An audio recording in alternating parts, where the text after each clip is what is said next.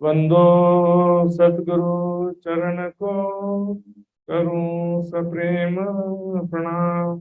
शुभ हरण मंगल करण, गणेश देव चंद्र जी नाम। श्री प्राणनाथ निज मूलपति, श्री महराज सुनाम। तेज कुंवरी श्यामा युगल को, पल पल करूं प्रणाम, पल पल करूं प्रणाम। चर्चा प्रारंभ होत है, सुनो साथ चित दे। भजो राज श्यामा श्री प्राणनाथ, सखी जीवन हमारो। श्री महामति कहे साथ जी, भया चर्चा का सब बखत। अब तुम सुनियो चित दे, लाल आगे आए बैठे न तखत। लाल आगे आए बैठे न तखत।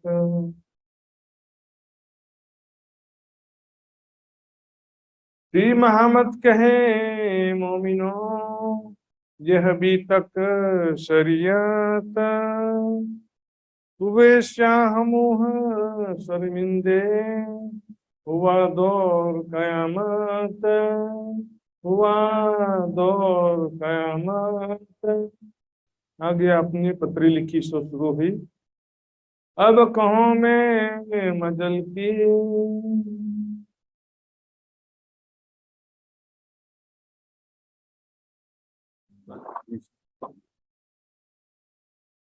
अब कहो मैं मजल की, वे पर ब्रह्म अक्षराती धाम धनी। इस वितक ग्रंथ में, इस प्रसंग में लालदास जी कीर्तन के माध्यम से वो ब्रह्म आत्माओं की कुर्बानी की वो दिव्य गाथा सुना रहे हैं। इस प्रकार से 12 सुंदर साथ जी ने अपने जान हथेली पर रखकर अपने जीवन की परवाह न करते हुए एक नेक कार्य में औरंगजेब तक ब्रह्म ज्ञान का संदेश पहुंचाने के लिए चलते हैं। तो किसके पीछे किसी प्रकार का द्वेष भावना या हिंसा का उद्देश्य नहीं था। बस सत्य ज्ञान का संदेश औरंगजेब को मिल जाए। यदि ऐसा हो जाता तो फिर क्या होता, सारी दुनिया एक हो जाती। लेकिन काजी दरबार ये जाहिरी लोग हर जगह जो है सबसे बड़े बाधक है। सरकार जी कहते थे, हमने देखा भी इससे पहले भी जहां गए, कोई ना कोई पंडित कहीं चुगली कर रहा है, कोई बाधा डाल रहा है। यहाँ पर काजी मौलवी पंडित पादरी यही जो अगुवे हैं धर्म के, ये सबसे बड़े बाधा बन गए। ये कहा ना, दुनिया को आग एक है या गौं का आग दो। तो सुंदर साथ को यहाँ पर बहुत ज्यादा कष्ट सहन करना पड़ा। औरंगजेब से जो मुलाकात कर ज्ञान वार्ता का उनका उद्देश्य था वो भी नहीं हो पाया। सुंदर साथ ने फिर मजबूरी में उनको विवश होना पड़ा काजी शेख इस्लाम से ज्ञान वार्ता करने के लिए। ज्ञान वार्ता में शेख इस्लाम और उनके साथियों ने स्वीकार भी किया कि सही बातें, कयामत का समय आ गया है, इमाम मेहदी का प्रकटन हो गया है, हम मानते हैं, पर इसको अभी मत जाहिर करो। तो इस समय में श्री प्राणनाथ जी सभी सुंदर साथ जी को प्रेम भरा पत्र लिखते हैं, सांत्वना देते हुए, मार्गदर्शन देते हुए, दिलासा देते हुए। सुंदर साथ को बहुत ही प्यार से पत्र लिखते हैं कि मेरे प्यारे सुंदर साथ जी को कितना कष्ट उठाना पड़ा इस कार्य में, और बहुत ज्यादा प्रताड़ना सहन करना पड़ा। तो इसको देखते हैं। अब कहो मैं मजल की, उस मजल की यानी उस समय की बात है जब हुई लड़ाई शरीयत शरीयत के सिरे पर। औरंगजेब बादशाह तक पैगाम पहुंचाने के समय जो संघर्ष हुआ, जो कष्ट सहन करना पड़ा, भया कसाला मोमिनों पर साबित करने का कयामत का समय आ गया है, फिर भी उसको सिद्ध करना पड़ता। भाई साहब आ गया है, सिद्ध करना पड़ता प्रमाण के साथ में। और जब सही में खत्म होगा ना, प्रलय होगा, उस विषय में क्या लिखा है कि धरती पर एक व्यक्ति को भी अंदाजा नहीं होगा कि अभी कयामत आने वाली है।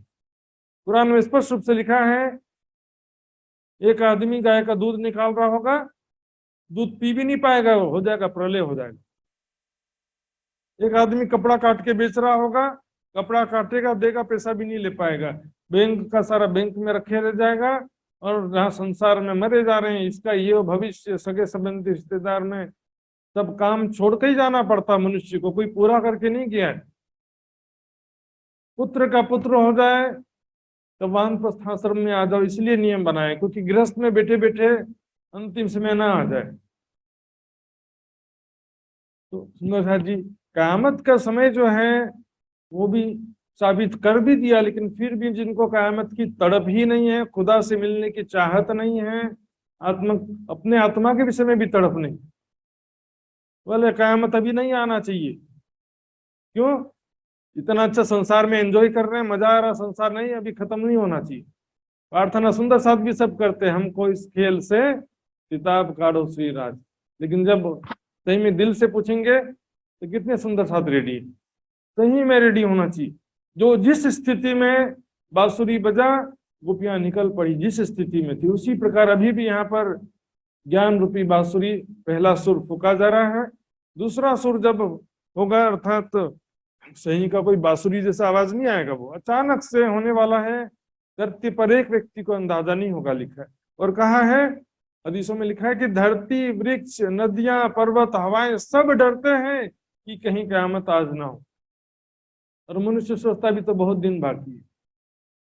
तब पाती लिखी हादिये ने करने खातिर जमा मोमिन, सुंदर साथ जो बहुत ज्यादा वहां पर कष्ट सहन करना पड़ा, प्रताड़ना हुआ, उन सुंदर साथ को दिल में दुखी ना हो, इसलिए उनको सांत्वना देने के लिए, हिम्मत बंधाने के लिए और आगे क्या करना है सिखापन सब विद का उनको लिखा था। ये पाती दिल्ली में थे कैद में हम, जब नजर कैद में थे काजी शेख इस्लाम के हवेली में, तो वहां पर कांजी और शेख बादल खान राज्य के हुक्म से लेकर के, क्योंकि जब काजी के यहाँ पर आ गए थे तो थोड़ा धीरे धीरे छूट मिल गया था, आने जाने के मिलने का थोड़ा सा छूट मिल गया था उस समय। तो शेख बादल भी क्योंकि बेसिकली मुस्लिम थे तो उनको भी थोड़ा छूट था आने जाने का। तो प्राणनाथ जी का चिट्ठी लेकर के कांजी भाई और शेख बादल खान आए थे। लड़ाई के वक्त में उल्टी भाई फतेह तो हुई लेकिन उल्टी, जीते सही लेकिन जाहिर नहीं हुआ। काजियों के सामने सिद्ध कर दिया और काजियों ने स्वीकार कर भी लिया, लेकिन औरंगजेब से बात ही नहीं हो पाया। औरंगजेब से ये सामने सिद्ध कर पाते और प्रत्यक्ष रूप से सबको मालूम पड़ता कि हाँ ये स्वीकार कर रहे हैं, इमाम मेहदी आ चुके हैं, कयामत का समय आ चुके हैं, लेकिन क्या करें, जीत तो हुई लेकिन अंदर दिल में रखे रहे, दिल में अंदर अंदर जीत हो, किसी को पता ही नहीं चलेगा तो क्या करेंगे।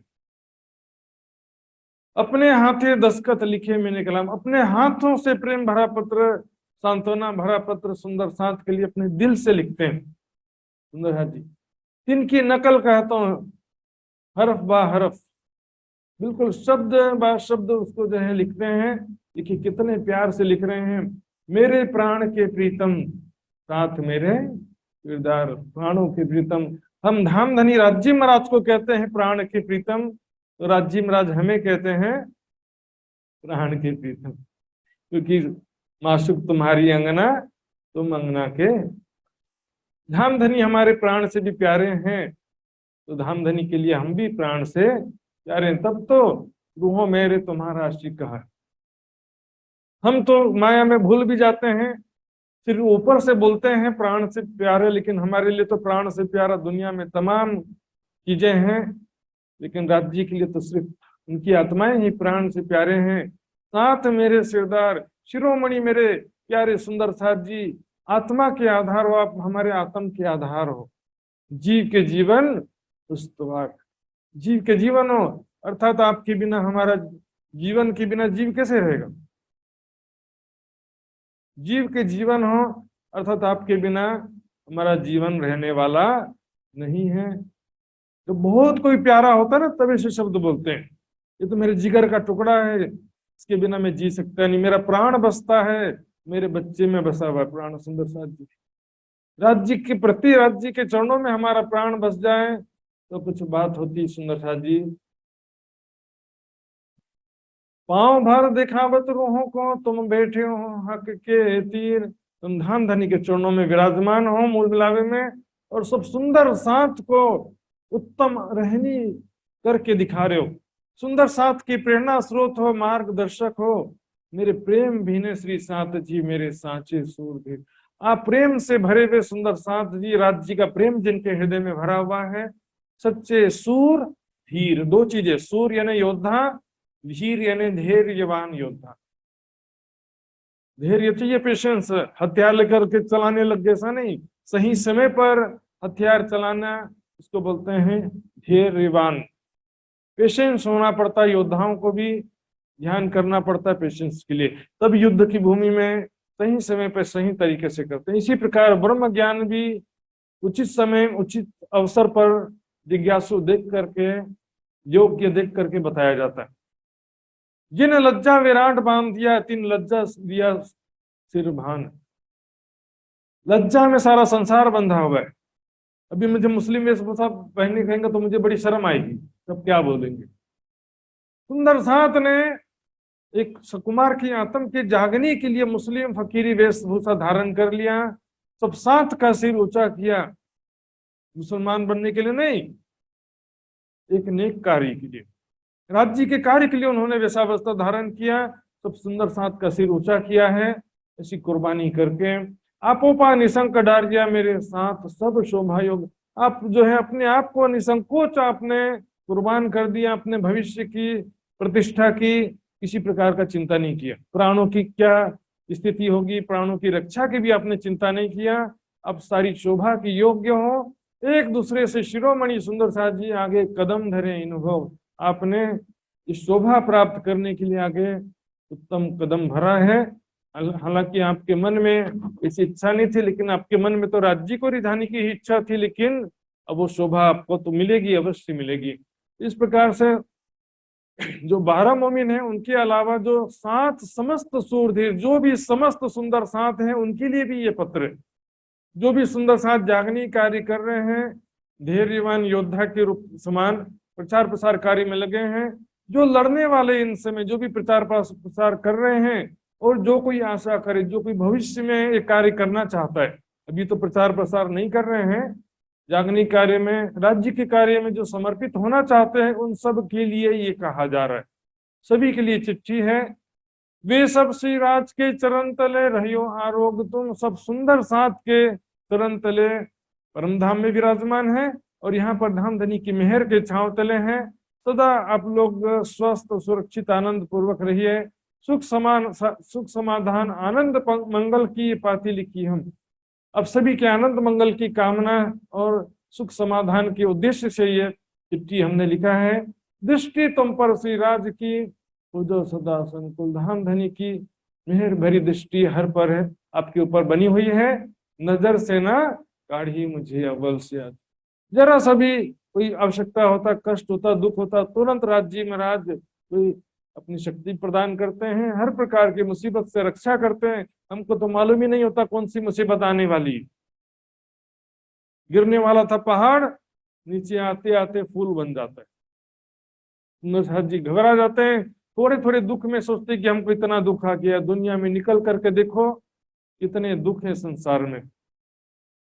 दुनिया वालों का दुख देखोगे तो अपना दुख सबसे कम लगेगा। राज्य की मेहर है जो परम धाम का ये ज्ञान मिलने से क्या होता है, हमारे हृदय में संसारिक नुकसान से भी कोई तकलीफ नहीं होती कि जो हुआ जाने, तो वैसे भी परम धाम में जागृत होना है। संसार में किसी प्रकार का दुख होता है, बीमारी होती है, तो भी हम क्या कहते हैं, परम धाम राज्य जल्दी से बुला लें, ऐसे ही तो कहते हैं ना। तो राज्य में राज्य की मेहर है सुंदर साथ जी, इसके बिना हम कभी भी, हमारे दिल में भावना भी नहीं हो सकता था, इतना वैराग्य भी नहीं हो सकता था। तू जो सदा अनुकूल, सदैव जो है प्रसन्न, और राज्य की मेहर का अनुभव करो, राज्य को याद करो। दुख की जिमी में बैठ के दुख ना काहूं देखत, बात बड़ी है मेहर की जो दुख में सुख लेवत। दुख में सुख लेने का मतलब ये नहीं कि भौतिक सुख सारे मिल जाए हम। दुख में सुख लेवत मतलब अच्छे अच्छे स्वादिष्ट भोजन खा रहे हैं, नाच रहे गा रहे हैं, मूवी देख रहे हैं, ये नहीं है। दुख में सुख लेने का मतलब यह है कि संसार की इच्छाएं, आशाएं, तृष्णाएं कम करें, तब जाके संसार का दुख कम हो जाएगा। और राज्य के प्रेम में, याद में, राज्य के चिंतन ध्यान में डूबे रहे तो परम धाम का आनंद मिलेगा। भोग में रोग है सुंदर साथ जी, भोग में सुख नहीं होता कभी भी परिणाम में। इंद्रावती की वासना में लिखे प्रणाम कोटान कोट, इंद्रावती की आत्म में देखिए, साक्षात धाम धनी स्वरूप होने के बावजूद भी इंद्रावती की वासना कह रहे हैं कि मैं इंद्रावती की आत्मा, आप सबके चरणों में कोटान कोट दंडवत प्रणाम करती हूँ। अविधारी हो तो इनको उसको स्वीकार करना। खैर यहाँ तो प्रणाम जी बोल के स्वीकार नहीं करते कई लोग। लीजो धनी की ओर, धनी के चरणों का सहारा लेके चलना। मैं आ गया जहां पर तक काम खत्म, मैंने किया, मैं कर लूंगा, कुछ नहीं कर सकता। मैंने इतना जागनी कर लिया, मैं इतना कर सकता हूँ, मैं इतना बड़ा ज्ञानी हूँ, इतना बड़ा योगी हूँ, ध्यानी हूँ, कुछ नहीं। रू रू अल्लाह करी बंदगी तिन में उनकी, मैं इनमें मांग गया हक पे तो गुनाह कया तीन। सिद्धेश चंद जी ने इतने कठिन साधनाएं और खोज किया, उसके बावजूद भी क्योंकि मैं खुद ही आ गया तो उनको भी गुनाह कहा, तो हमारी क्या स्थिति होगी। ऐसी राज की दया से मिल भेला होएगा साथ, रामधनी की कृपा से, मेहर से एक दिन सभी सुंदर सा जागृत होकर के अवश्य एकत्रित होंगे। तब सुख समाधान आनंद हो, तब आनंद ही आनंद होगा। दुख सब सपनों भयो, अखंड सुख भोर भयो। सृष्टि के अंतिम समय में बस आनंद ही आनंद, हैप्पी एंडिंग होगा। सुंदर सारी दुनिया को जागृत बुद्धि मिलेगी और ब्रह्म आत्माओं को भी सब जोश की शक्ति, प्रेम की शक्ति प्राप्त हो जाएगी। तो फिर हंसते खेलते एंजॉय करते हुए फिर परम धाम में जागृत होंगे। क्योंकि दुख दे वतन बुलाम ही, ये इन घर नहीं रसम। दुख देकर परम धाम बुला लेना परम धाम की रीति नहीं है। यहाँ रहते हुए राज्य हमको प्रसन्न करेंगे, आनंदित करेंगे, ऐसा उनका कथन है वाणी में। ये जो मूल से कई सो भाई सब मालूम, जो जो घटना हुई आपके साथ में मुझे सारी पता चल चुकी है। 12 मोमिनों को कह रहे हैं, बड़ा जुद किया दज्जाले तेसा लिखा रसूलें। तुम वास्ते मोहम्मद साहब ने पहले ही लिख दिया था कि आखिरत में मेरे भाई जो मोमिन आएंगे उनको बहुत कष्ट उठाना पड़ेगा। 1100 साल पहले से मोहम्मद की आत्म श्यामा जी हमारे लिए चिंता करती थी। देखिए कुरान के कुछ वर्सेस यहाँ पर मैं आपको दिखा रहा हूँ। सूरह 3 आले इमरान में 186 नंबर की आयत में लिखा है, तुम्हारे माल और तुम्हारे प्राण में तुम्हारी परीक्षा होकर रहेगी। तुम्हें उनसे बहुत ही कष्टप्रद बातें सुननी पड़ेगी। हर जीव को मौत का मजा चखना है और हम अच्छी और बुरी परिस्थितियों में डालकर तुम सबकी परीक्षा करते हैं। अंततः तुम्हें हमारी ही ओर पलट कर आना है। फाइनली राज्य जी के चरणों में तो जाना है ना।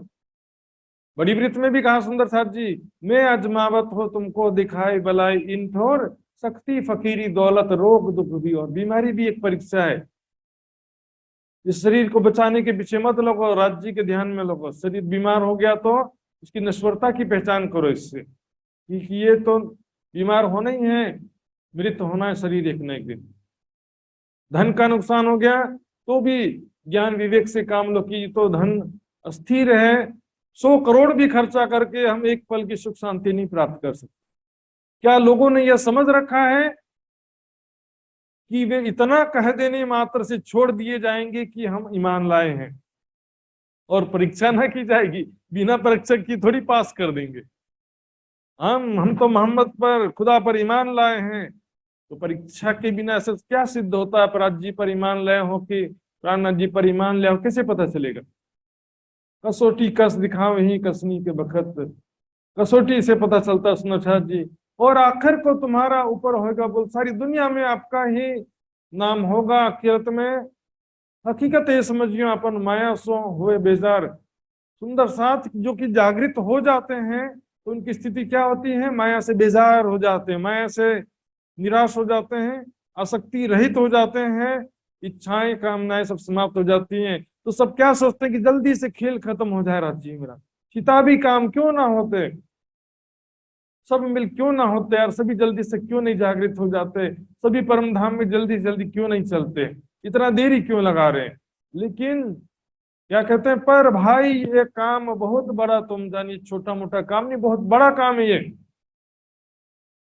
इसकी स्टोरी थोड़ी लंबी है, शुरुआत में ही एंड नहीं आने वाला। जो दिन जिन भात लिखा है सो तिथि होए पहचान। जिस दिन जो काम होना लिखा है सब राज्य ने प्री प्लान कर रखा है, स्टोरी सारी फिक्स। हमको लगता है कि बहुत दिन बाकी है, अभी लग रहा है ना जिस दिन खेल का अंतिम क्षण होगा, अंतिम दिन नहीं अंतिम क्षण, उस अंतिम क्षण में भी सबको ऐसे ही लग रहा होगा कि अभी बहुत दिन बाकी है। बस ब्रह्म सृष्टि को राज्य महाराज सूचना दे देंगे, देवे खुदा खुशखबरी तिनको जिनके नेक अमल, जो धामधनी के चरणों में समर्पित हैं, धामधनी के सिवा जिनके दिल में और कोई चाहना नहीं है, धामधनी का प्रेम जिसके दिल में है, उनको सूचना मिलेगी। ये बहुत बड़ा काम, इतना आसान नहीं है कि बस जाए सुनाए और समझ गए। पिक्चर देखते हैं, हीरो ये लोग विलेन को आसानी से मार देगा तो फिर पिक्चर कब मजा ही नहीं आएगा, बोले कुछ मजा ही नहीं आया। क्रिकेट मैच होता है ना, ऐसी कोई छोटी सी नई नई टीम आ जाए, 50 रन पे ऑल आउट हो जाए, तो क्या बोलेंगे, ऐसे मैच में मजा ही नहीं आया ऐसे टीम के साथ। थोड़ा संघर्ष समय हो, सामने अच्छा मजबूत शत्रु हो, विलेन हो, तो फिर तो हराने में कुछ मजा आता है ना। जब पाकिस्तान को हराएंगे तब तो कुछ मजा आएगा इसमें, ऐसे में थोड़ी कोई मजा है। यहाँ पर ब्रह्म आत्माएं इतने आसानी से माया को परास्त नहीं कर सकती है, इंटरनली एक्सटर्नली दोनों तरह से युद्ध चल रहा है। बोलना सरल है, शिव शंकादिक ने नवटली लक्ष्मी नारायण ने वरी वली विष्णु बैकुंठ लीधा मैं सागर शिखर ना मुखिया का। बोलना सरल है, क्या बल कैसी कायर माया को जो गए सागर में रल। माया के बहाव में बह जाना सरल होता है, सामे पुर जो चढ़िया होसी तो कैसी दिखाई मोहजल। माया के विपरीत चलेंगे तब पता चलेगा, माया में डूबे रहने से माया की शक्ति पता नहीं चलती है। तुम सूर धीर पना किया सो तुम जिन जानो किया हम। आपने जो ये बहुत ही संघर्ष का काम किया, साहस का कार्य किया, धैर्यपना, धैर्य पेशेंस से आपने हर कष्ट सहन किया है, तो आप ये मत समझो कि हमने कर दिया, ना ना, ये हक शोभा दई तुमको। राज्य ने अपना शोभा दिया है, राज्य ने अपनी शक्ति दिया जिससे आपने ये कार्य किया। हमारे बस हम क्या कर सकते हैं, हो ही ना बिना हुक्म, राज्य के हुक्म के बिना, राज्य के मेहर के बिना पॉसिबल ही नहीं है कि हम राज्य को याद करें। एक काम बहुत बड़ा हुआ जो भाष्यान तुम्हारे मन, तुम्हें क्या लगता है पता नहीं, हम तो व्यर्थ में यहाँ पर कष्ट भी उठाना पड़ा और काम भी नहीं हुआ, ऐसा नहीं है। तुमको हल्का लगत है, पर बात बड़ी मोमिन, बहुत बड़ा काम हुआ है ये। आज तक हम बोलते कि नहीं बोलते, सुंदर साथ गए थे संदेश देने के लिए। सुंदर साथ ये बहुत बड़ी बात है, और कल जो है किसी को मौका नहीं मिलेगा कि हमको किसी ने बताने का प्रयास नहीं किया। इससे ज्यादा और क्या प्रयास करें। एते दिन इन जहान में बहुत डरते लेते नाम, लोग डरते थे। सुंदर साथ भी डर रहे थे कि बादशाह तक कैसे पैगाम पहुंचाए। अपन छिप छिप रल चलते, छिप छिप कर रहते थे। अब देखो खुले एकदम आमने सामने होकर के, अब तुम इन जैसे हो के पेठे इन दरबार, उन्हीं के दरबार में प्रवेश कर गए, उन्हीं के बीच में रहते हो। थाना मेहंदी का था, वहां बैठे बैठे सबको ज्ञान चर्चा सुना रहे हो। एक प्रकार से जागनी केंद्र बन गया, सबको ज्ञान चर्चा सुना रहे हो, उन्हीं के घर में बैठ के सबको ज्ञान चर्चा सुना रहे हो। गांव गांव शहर शहर थाने थाने जाहिर हो गए इन पर। इस प्रकार से आपकी महिमा गांव गांव शहर शहर में जाहिर होगी। सुंदर जी 1857 का प्रथम क्रांति याद होगा, नहीं आया होगा तो सुन लीजिए। मंगल पांडे को कहा अंग्रेजों ने, अपनी गलती मान लो, माफी मान लो, हम जिंदा छोड़ देंगे आपको। नहीं माना उसने, पहले मुझे मारो, मैं तो चाहता हूं कि मुझे फांसी पे चढ़ाओ। और जैसे ही उसको फांसी पे चढ़ाया गया, पूरे भारत में स्वतंत्रता संग्राम क्रांति शुरू हो गई। यदि वो माफी मांग लेता और गलती स्वीकार कर लेता तो क्रांति होती नहीं होती। सुंदर साथ जी, अपने आप को फना करना पड़ता है इसमें। दिन दिन तुम्हारा तेज बढ़ता जाएगा, शक्ति बढ़ती जाएगी, ज्ञान का प्रकाश बढ़ता जाएगा दुनिया वालों के बीच में, तुम्हारी महिमा बढ़ती जाएगी। बढ़ती बढ़ती रोशनी सब खलकों में पहुंचाए।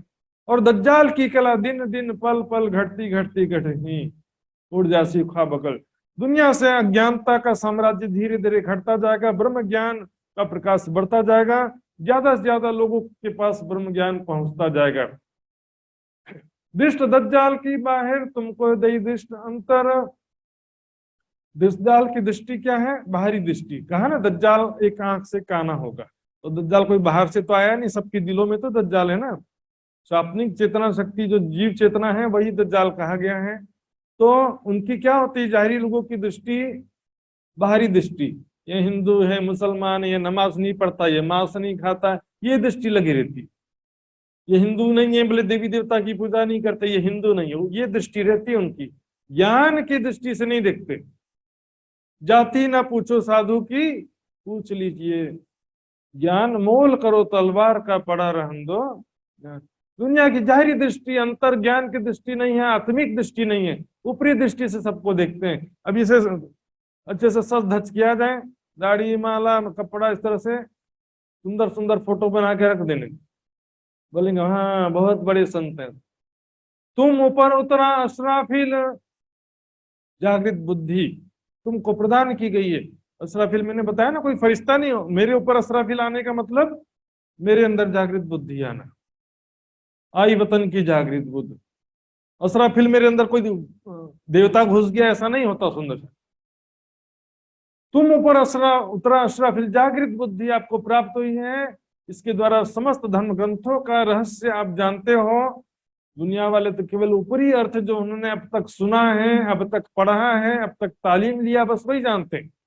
तालीम में यही होता है, जितना पढ़ाया गया उतना तो समझ लेते हैं, याद कर लेते हैं, लेकिन अपना मंथन नहीं होता कुछ भी।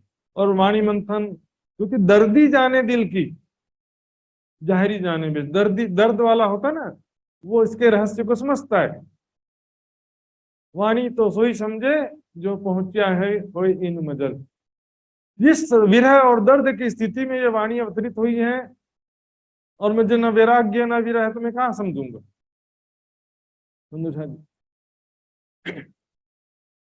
तुमको लोचन दिए अनंत, तुमको अनंत ज्ञान दृष्टि प्रदान किया है, समस्त धर्म ग्रंथों का रहस्य आपको पता है। और अक्षर अक्षर से पर अक्षरातीत का धाम, ब्रजरास जागनी ब्रह्म लीलाओं का सारा रहस्य आपको ज्ञात है। और दज्जाल की तो यही कहां बस हम हिंदू हैं, हम मुसलमान हैं, बस इतना ही ज्ञान रहता हूं। आखिर इनको, क्योंकि पहले चुपाई भी आया था, पढ़े बाघ जो बोल ही। पढ़े मतलब तालीम प्राप्त करके क्या होता है, तालीम परंपरा से जो काजी मौलवी सारे बैठे हुए, अब जब इमाम मेहदी आएंगे तो क्या काजियों से तालीम लेंगे? या उन इमाम मेहदी तो स्वयं खुदा से इल्म हासिल करेंगे, लिखा है। तो खुदा से इल्म डायरेक्ट हासिल करेंगे तो वो खुदा से हासिल किया हुआ इल्म और काजियों द्वारा तालीम प्राप्त इल्म एक होगा कि अलग अलग होगा? हक इल्म की बारीकियां हक के दिए, आवत न सीखे सिखाए न सोबतें, हक मेहर से पाए सुंदर जी। आखिर इसका अंत हो जाता है। ज्ञान की जब बात आएगी, दर्द बिना दौड़ावे दानाई, अपनी बुद्धि से मैं सोचू कि आलिम फाजिल बन जाऊं तो कैसे पॉसिबल होगा? सुंदर, सेवा समर्पण फना करना पड़ता अपने आप को। दज्जाल की लड़ाई में जो पहले सुअर की चोट बचाना पड़ता है पहले। सुअर क्या होता है, ऐसा सीधा भारी भरकम शरीर होता है, सिर कैसा नोकी बना करके दौड़ते दौड़ते आएगा, यदि सामने आ गए तो पता नहीं हवा में फेंका जाएंगे फिर। लेकिन बच करके बाजू में थोड़ा खसक जाओ झटके से, और पीछे से पीठ पर एक डंडा मार दो, ढेर हो जाएगा भाई। इस तरह से सुअर की चोट पहले बचाना होता है, और बाद में फिर करना पड़ता। लीजो आखिर धनी को, अनंत में धान धनी के चरणों का ही, मेहर का ही सहारा है। क्योंकि धान धनी जिसकी हिफाजत कर रहे हैं तो उसको फिर कोई कुछ कर नहीं सकता। जाको राखी साइया ताको मार न सके कोई। कुरान में भी आता है एक जगह कि वो समझे अब तो हम समाप्त हो जाएंगे, दुश्मन हमको मार ही देने वाले हैं, ऐसा सोचने लगे, तभी खुदा की सहायता पहुंच गई। ऐसा होता है हमारे जीवन में, हम भी जब निराश हो जाते हैं, हार जाते हैं, तब राज जी की सहायता तुरंत पहुंच जाती, शक्ति पहुंच जाती है। परिस्थितियां जो सारी प्रतिकूल थी वो अनुकूल हो जाती हैं। बली गया काम सराड़ी चढ़े, मन चितव्या कारस सरे, वैसा हालत हो जाता है। तो सुअर क्या होता है कि पीठ मरोड़ नहीं सकता, अर्थात सुअर की चोट क्या है, ये हिंदू हैं, वेश बदल के आए हैं, नमाज नहीं पढ़ते हैं, मांस नहीं खाते, ये उनका तर्क रहता है। ज्ञान की बातों से तर्क नहीं करते। ये मेरा विरोधी है, मेरे विरोध में लिखा है, मेरे विरोध में बोल रहा है। अरे भी ज्ञान सच है कि झूठ है, उस विषय में बात करो ना। जो लिखा है वो सही लिखा है कि गलत लिखा है, या बोला जा रहा है वो सही बोला जा रहा है, गलत लिखा जा रहा है। ये हिंदू विरोधी है, मुस्लिम विरोधी है, या मेरा विरोधी है, क्या है इसमें? तो पहला चोट उनका बचाना पड़ेगा, और वो सुंदर साथ ने बचा लिया। किस तरह से? एक तो मुस्लिम फकीरी वस्त्र धारण किया था, दूसरा जुबान से कलमा कह के भी अपने आप को बचाया, और तीसरा यहाँ पर रात भर उतारना होता रहा, फिर भी एक अल्लाह खुदा के सामने मोहम्मद के सिवा कोई शब्द मुख से नहीं निकला। किस वास्ते तुम्हें इन सौ छले करना युद्ध? इसलिए क्या कि देखो, ज्ञान का प्रचार भी छल मतलब किसी प्रकार का स्वार्थ लालच पैसा के लिए नहीं, युक्ति पूर्वक करना पड़ेगा। कैसे? पहले इनका रुचता तुम बोलियो जुबान, जो उसमें अच्छी चीजें हैं, चापलूसी करने की बात नहीं है। जो हिंदू ग्रंथों में जो अच्छी बात है उनको बोलना पड़ता है, जो मुसलमानों में अच्छी बात है वो उसको पहले बोलो, फिर बाद में कमियां जो है वो बाद में बताओ। कमियां पहले मत बताओ कि तुम तो ऐसे हैं, अरे उसमें जो अच्छा दिख रहा है वो पहले बताओ। उसमें हिंदुओं में भी प्रचार किया तो पहले जो अच्छा पक्ष था वो पहले बोला, वरना अबे तोले ये कहने मुख श्री कृष्ण कहता है। क्योंकि भागवत का जो सार है उसमें खुद ही लिखा है कि गोपियों के समान प्रेम लक्षणा भक्ति का मार्ग अपना। फिर सेकंड स्टेप में कहा जाता है कि फिर कृष्ण के अंदर कौन सी शक्ति आई थी। ऐसे कुरान का जब बात होता है तो क्या कहते हैं, कई लाले लाल कहावते हो गए सब जरत, और लाल कोई ना हुआ बिना एक मोहम्मद। तो अच्छी बातें भी हैं, लिखी हैं अच्छी बातें, उसको हम इग्नोर नहीं कर सकते। कोई ऐसे अपने जान देने के लिए तैयार नहीं हो जाता सुनी सुनाई बात से। ऐसा जज्बा लिखा है, ऐसे जोशीली बातें लिखी हैं हदीसों में, कुरान में, कि मौत मोमिनों का तोहफा है, दुनिया काफिरों के लिए जन्नत है और मोमिनों के लिए कैद खाना है दुनिया।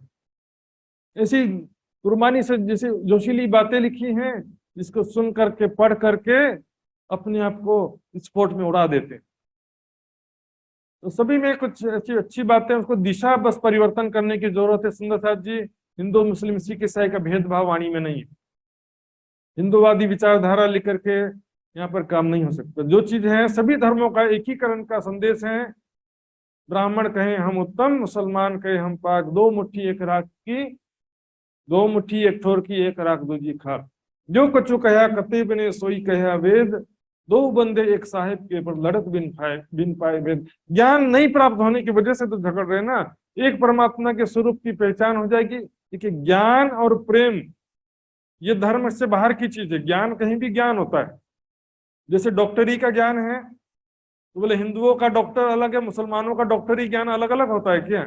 डॉक्टर जो भी बनेगा वही ज्ञान मिलता है। उसी प्रकार से परमात्मा कौन है, उसका स्वरूप क्या है, लैंग्वेज अलग हो सकता है। इंग्लिश के भाषा में कोई डॉक्टर बनते हैं, हिंदी में भी थोड़ा बहुत पढ़ाई शुरू हो गया तो अंग्रेजी में और दूसरी भाषाओं में भी उनकी किताबें मिलती हैं।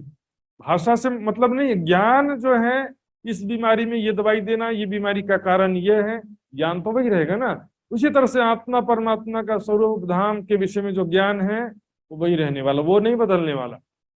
वचन चोखा कहियो हम रहे तुम्हारे संग, वचन जो भी कहो दृढ़ता पूर्वक कहो, शायद ऐसा है सनी पक्का होना चाहिए। ज्ञान में जो कहो दृढ़ता पूर्वक कहो। जो तालीम लेते हैं ना उनको सिखाया जाता है दृढ़ता पूर्वक कहो, सच कहो चाहे झूठ कहो, दृढ़ता पूर्वक कहो।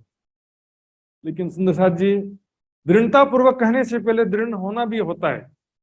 ज्ञान के विषय में अच्छे से मंथन स्वाध्याय हर प्रक्रिया के द्वारा कोई भी सिद्धांत निश्चित करना पड़ता है। एक चुपाई देख करके या किसी की चर्चा सुनकर या किसी की टीका पढ़ करके ब्लाइंडली वो बोलने का फायदा नहीं। मंथन पूरा अपना स्टडी भी होना चाहिए। स्वाध्याय के बिना ज्ञान के चरम शिखर पर कोई नहीं पहुंच सकता।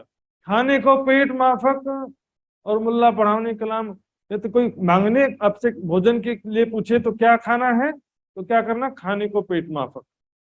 ऐसा नहीं प्रचार करने के लिए गए कहीं पर, इधर बाजार से कचौड़ी मंगा दो, समोसा मंगा दो, मेरी ये खाने की इच्छा हो रही, पकौड़ा खाने, प्रचार प्रसार के लिए जा रहे हो, कोई देखेगा सुनेगा बोले इनके विद्वान तो ऐसा ही हैं, बताओ। खाने को पेट माफक, यहाँ तक कि सुंदर साथ को भी अपना जीवन संयमित और साधना में जीवन रखना चाहिए। क्योंकि दूसरे कोई देखे तो बोले कि हाँ देखो निजान संप्रदाय वालों का जीवन तो कितना सात्विक साधना में होता है। ज्ञान लोग बाद में देखते हैं, पहले हमारा जीवन देखते हैं। बोले मौज मस्ती करने के लिए दुनिया में आए हैं, ऐसा भी बोल देते। सुंदर साथ की ऐसी स्थिति, सुंदर साथ होकर बोलते हैं अरे मौज मस्ती करने के लिए आए। मौज मस्ती करने के लिए नहीं आए,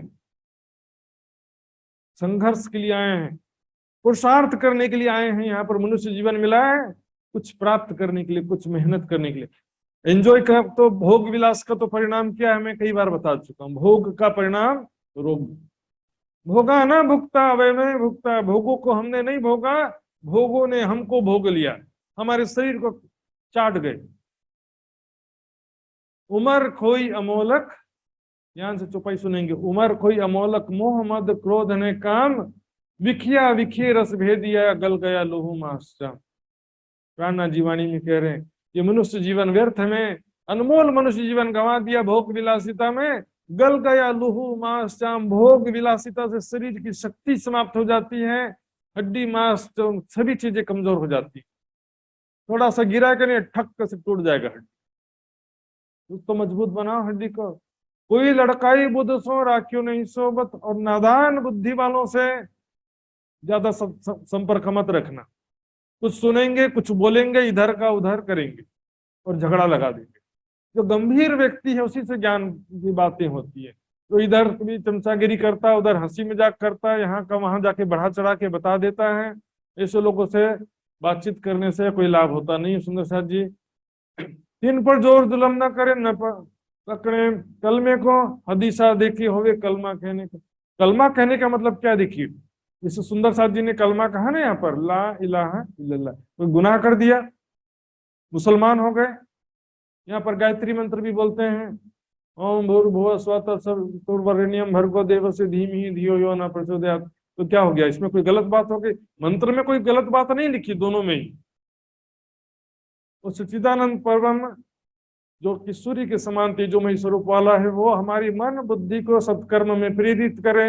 यहाँ पर कह रहे हैं कि ये गायत्री मंत्र का अर्थ है। और कलमा में क्या कर रहे हैं, एक परमात्मा, इसके सिवा कोई दूसरा परमात्मा नहीं है, एक परमात्मा ही उपास्य है। इसमें क्या गलत है? अल्हम्दुलिल्लाह, सारी शुभ खुदा के लिए, बिस्मिल्लाह शुरू करते हैं खुदा के नाम से जो धरती आसमान का रब। तो शब्दों की बात नहीं है, देखिए कर्म क्या कर रहे हैं वो इंपॉर्टेंट होता है, इससे कोई फर्क नहीं पड़ता। और बहुत कह के मता न जानो तुम, बहुत ज्यादा बातें एक ही बार में कह के बुद्धिमानी नहीं समझो, थोड़ा थोड़ा कहियो, फिर लिख करके भेजिए। हम इस प्रकार उनको देखना कि कितना समझ रहे हैं काजी मौलवी और कितना विश्वास कर रहे हैं, उसको देखते हुए तुम जो है ज्ञान बताना। तुम हिंदुओं के भेष से जिन करो शर्म, और तुम जो है जो हिंदू लोग हैं उनके सामने शर्म मत करना। किस लिए शर्म करने की बात, कि हमने मुस्लिम वेश धारण कर लिया है तो हिंदू लोग क्या बोलेंगे, ऐसा शर्म मत कर। क्योंकि पहले ही तुम सिर भानिया तुम जानते, पहले ही तुमने जो है लोक लाज मर्यादा का शर्म भान दिया।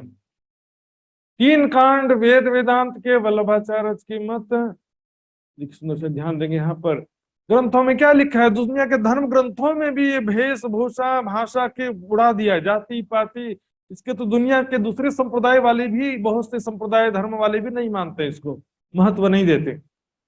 तीन कांड वेद, वेदों के अंदर कितने कांड है? तीन कांड है, कर्म उपासना ज्ञान।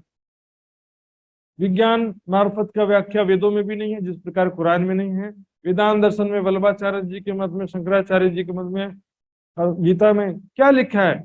गीता में लिखा है, देखिए मैंने कल परसों ही बताया था कि ज्ञानी जन, सच्चा ज्ञानी जो होता है वो ब्राह्मण में, गौ यानी कि गाय में, हाथी में, कुत्ते में, चंडाल में एक ही आत्मा को देखते हैं, समदर्शी होते हैं।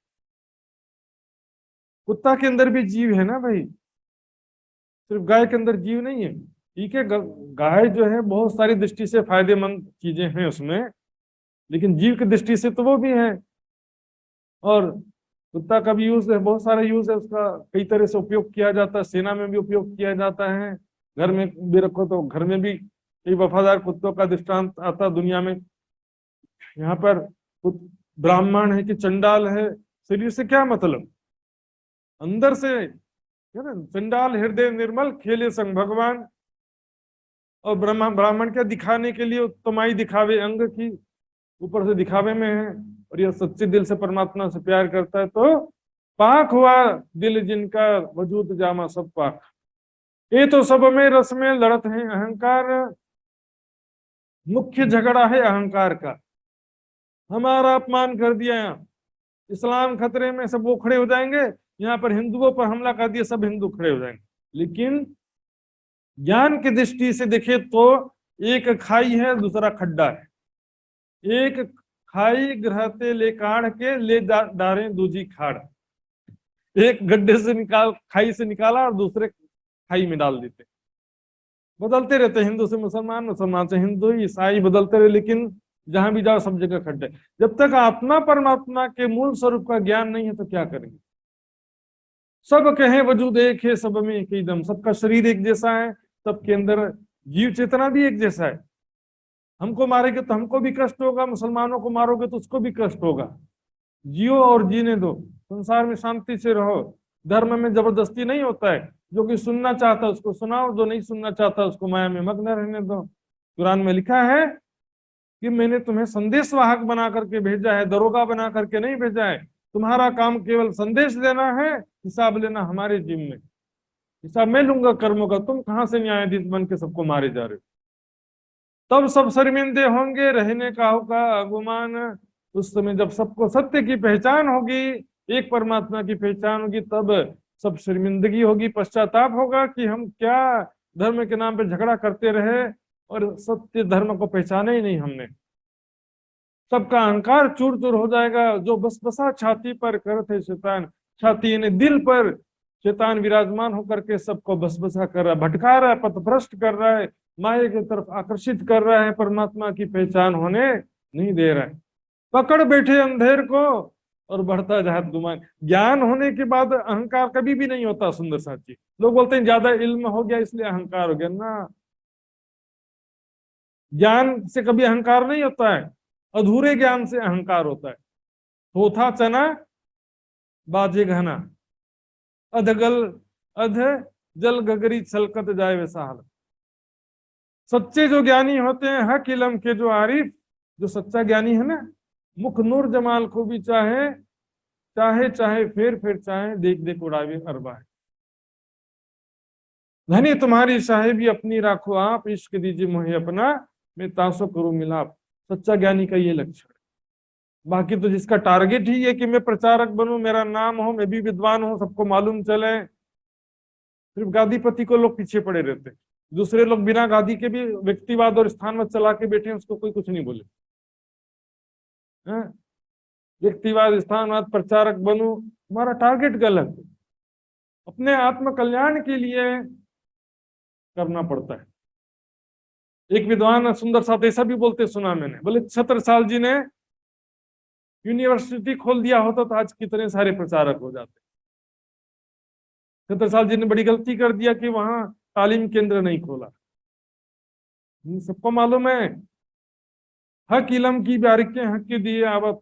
कोई तालीम प्राप्त करके वहां सुंदर साथ जी प्रचारक बने थे। भीम भाई मुकुंदास जी को कौन सा तालीम दिया गया। सुंदर साथ जी राज जी की तड़प होना चाहिए, वैराग्य विरह होना चाहिए और सेवा समर्पण होना चाहिए। तो वाणी स्वयं राज जी दिल पर बैठ के समझाएंगे। मेहर देखो महबूब की, तुमको पढ़ावे या कसम। और तुम्हारा टारगेट दूसरा है, विद्वान बनूं, प्रचार बनूं, राज्य जी को खुश करना है कि दुनिया वालों में अपना नाम कमाने का टारगेट लगा रखा। दरवाजा इस्लाम का कुंजी गंज खुदाए, निजान शांति का जो दरवाजा है, प्रेम आनंद का जो दरवाजा क्या है, ये कुंजी तारतम ज्ञान रूपी चाबी है, जो कि धन धनी के दिल का जो छठा सागर है, इलम का सागर, ब्रह्म ज्ञान रूपी। ये ब्रह्म ज्ञान ही प्रेम और आनंद की चाबी है। श्रृंगार के दूसरे प्रकरण में लिखा भी है, अब हुक्म द्वारा खोलिया इश्क का। ब्रह्म ज्ञान के द्वारा सागर, परिक्रमा सागर, श्रृंगार की वाणी के द्वारा परम धाम के प्रेम और आनंद का दरवाजा खोल दिया है। हके मेहर करके हमारे लिए खोल दिया। सुंदर सा दुनिया तो अभी तक भटक रही।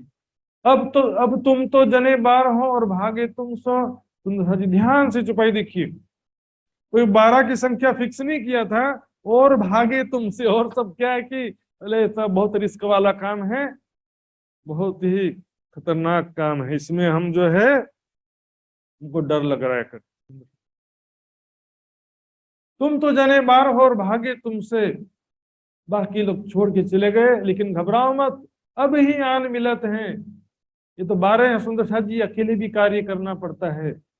सब एक होए तुम में, सब आकर के तुम्हारी शरण में आएंगे सभी सुंदर साथ। लास्ट में भेड़ों की नियात लिखा है, तुम्हारे शर्मिंदा होकर सिर झुका करके सब अपनी गलती का एहसास होगा जब वापस आएंगे।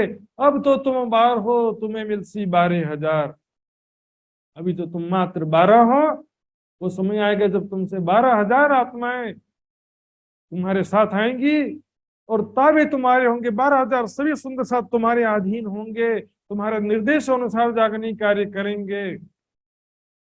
तुम ही हो सिरदार, उन सबके मुखिया आप 12 सुंदर साथ होंगे। 12,000 के मुखिया 12,000 12 सुंदर साथ होंगे। तुम अपने सुकन को अब जाहिर करे, तुम इस ब्रह्म ज्ञान को दुनिया में अब जाहिर करो, तामे तुम्हारा आवेश इश्क जाहिर हो बीच तुम। तुम्हारा प्रेम का आवेश जो है अर्थात धन धनी का प्रेम की जो शक्ति है तुम्हारे अंदर, तुम्हारे वचनों से जाहिर होगी। तुम्हारे रहने से, तुम्हारे वचनों से लोगों को पता चलेगा कि इसके हृदय में परमात्मा का कितना प्रेम है। सुंदर जी यहाँ पर देखेंगे कुछ चुपाइयां। जिस प्रकार से हम दुनिया में 5 शक्ति में सत्ता का जोश या सत्ता का आवेश कहते हैं, दोनों पर्यायवाची शब्द है, जोश आवेश, उसी प्रकार इश्क के जोश का भी बात आता वाणी में। इश्क के जोश और आवेश दोनों को पर्यायवाची शब्द में प्रयोग किया गया है। देखेंगे, रहे सदा छके जोश में आठों जामीन प्रेम, यहाँ पर भी जोश शब्द प्रयोग किया। मोमिनो मुख देख के जोश भरे लिए हाल, मोमिनों का मुख प्रेम से जोश से भरा हुआ है। इसी प्रकार परम धाम की लीलाओं में देखेंगे, परम धाम की लीलाओं में भी इश्क का जोश शब्द प्रयोग हुआ। सुकन मेरा मानो नहीं सबे भरी इश्क के जोश, सभी इश्क के जोश में, मतलब इश्क के आवेश में डूब कर कह रही हूं। बाघ केसरी खेल ही चिते खेलें स्याहगोश, सब विद्या अपनी साध ही सब खेलें इश्क के जोश। यहाँ पर साथ जी बोलेंगे ना इश्क का आवेश बड़ा और इश्क का जोश छोटा, ऐसा बोलेंगे यहाँ पर। व्यर्थ का सुंदर साथ जी एक सच को स्वीकार करने से 100 जगह झूठ बोलने से बच सकते हैं, क्योंकि एक सच झूठ को छिपाने के लिए 100 झूठ बोलने से अच्छा है। इसमें जो प्रचलन में चला आ रहा था तो उसको क्या करें, परंपरा से सुनते आ रहे थे, चला आ रहा था, तो कभी तो बदलना पड़ेगा ना। गांव गांव देश देश हिंदू मुसलमान, कदम तुम्हारे बंदे ही करके पहचान। गांव गांव शहर शहर में जो कोई हिंदू मुसलमान है सब तुम्हारे चरणों में आएंगे। तुमने जो ये कार्य किया सबसे बड़ी कुर्बानी का कार्य किया, यहाँ पर सबसे ज्यादा समर्पण, अपने आप को लगभग फनाई कर दिया। सो भीष्म वास्ते सुल्तान न दिया कान, और औरंगजेब किस कारण जो है, यहाँ ध्यान देखिए सुंदर, सुल्तान न दिया कान मतलब औरंगजेब ने हमारी बात को नहीं सुना। लोग बोलते हैं कि 12 सुंदर साथ ने भी सुना दिया था और प्राणनाथ जी ने से भी चर्चा सुन लिया, वो बाद में बताऊंगा मैं। लेकिन यहाँ पर हमने देखा कल के प्रसंग में 12 सुंदर साथ से औरंगजेब की ज्ञान वार्ता हो ही नहीं पाई, उनको कोतवाल के हवाले कर दिया। उसके बाद काजी के घर गए, वहां से अभी बात कब हुआ, फिर औरंगजेब से ज्ञान वार्ता हो ही नहीं पाई ना। तो औरंगजेब ने क्यों नहीं इसमें ध्यान दिया, क्यों नहीं सुना? क्योंकि एक तो नजर ऊपर की, देख रहे हैं कि ये हिंदू ऐसे मुसलमान कैसे, हिंदू होकर मुसलमान मुस्लिम भेष पहन के क्यों आए हैं। दूसरी बातों की नहीं पहचान, कुरान में जो कयामत की निशानियां लिखी हैं उसका बातोनी अर्थ उनको पता है, जाहिरी अर्थ देखते हैं, जाहिरी अर्थ में क्या होगा फिर। उसने सोचा कि ये तो हमको दगा करने, षड्यंत्र करने के लिए आए हैं, मुझे मारने के लिए आए हैं, ऐसा समझ रहे थे। और दूसरा, क्योंकि जाहिर इमाम मेहदी जाहिर हो जाएंगे तो शरा तरा तोरा दो ही उठे, शरीयत का शासन जो है, शरीयत और सत्ता दोनों नष्ट हो जाएगी। क्योंकि हकीकत और मार्फत के आने पर शरीयत का कोई काम रहता नहीं।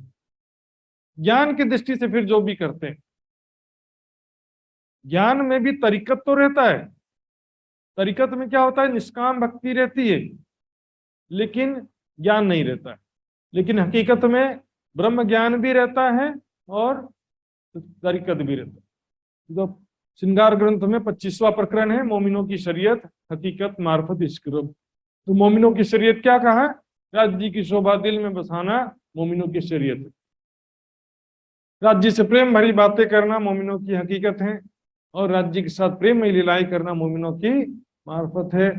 यहाँ पर ऊपरी अर्थ वालों को क्या मालूम, वो क्या सोचते हैं कि इमाम मेहदी भी और ईसा रूह अल्लाह और दज्जाल सब एक एक शरीरधारी अलग से आएंगे और आपस में लड़ाई करेंगे। और दज्जाल कोई जो है दुनिया बाहर देखी अजू आया नहीं दज्जाल, क्या बात है, अभी तक आया नहीं दज्जाल, लड़ाई करने के लिए आएगा।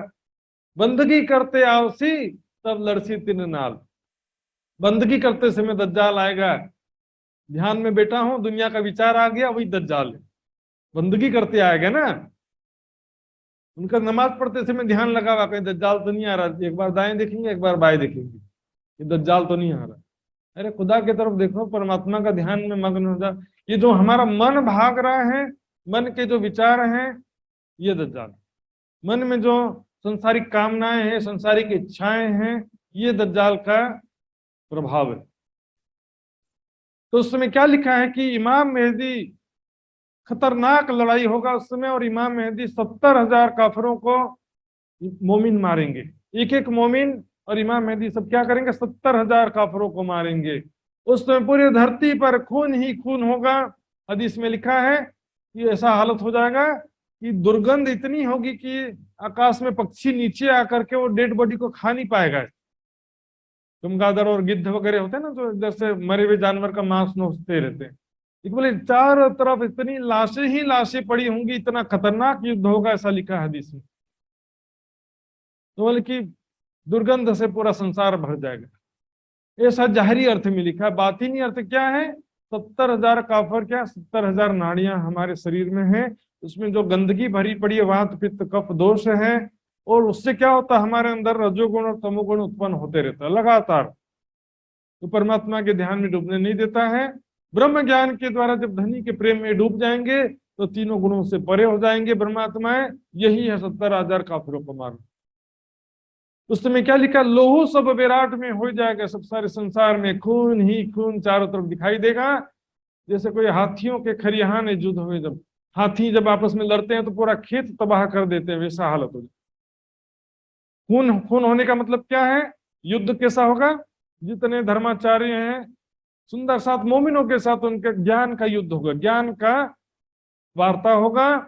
और देखा हमने हरिद्वार में, यहाँ पर भी देखा काजी मौलवियों से, उससे पहले भी देखा, कहीं पर भी सुंदर साथ या प्राणनाथ जी के प्रश्नों का जवाब कोई नहीं दे सका।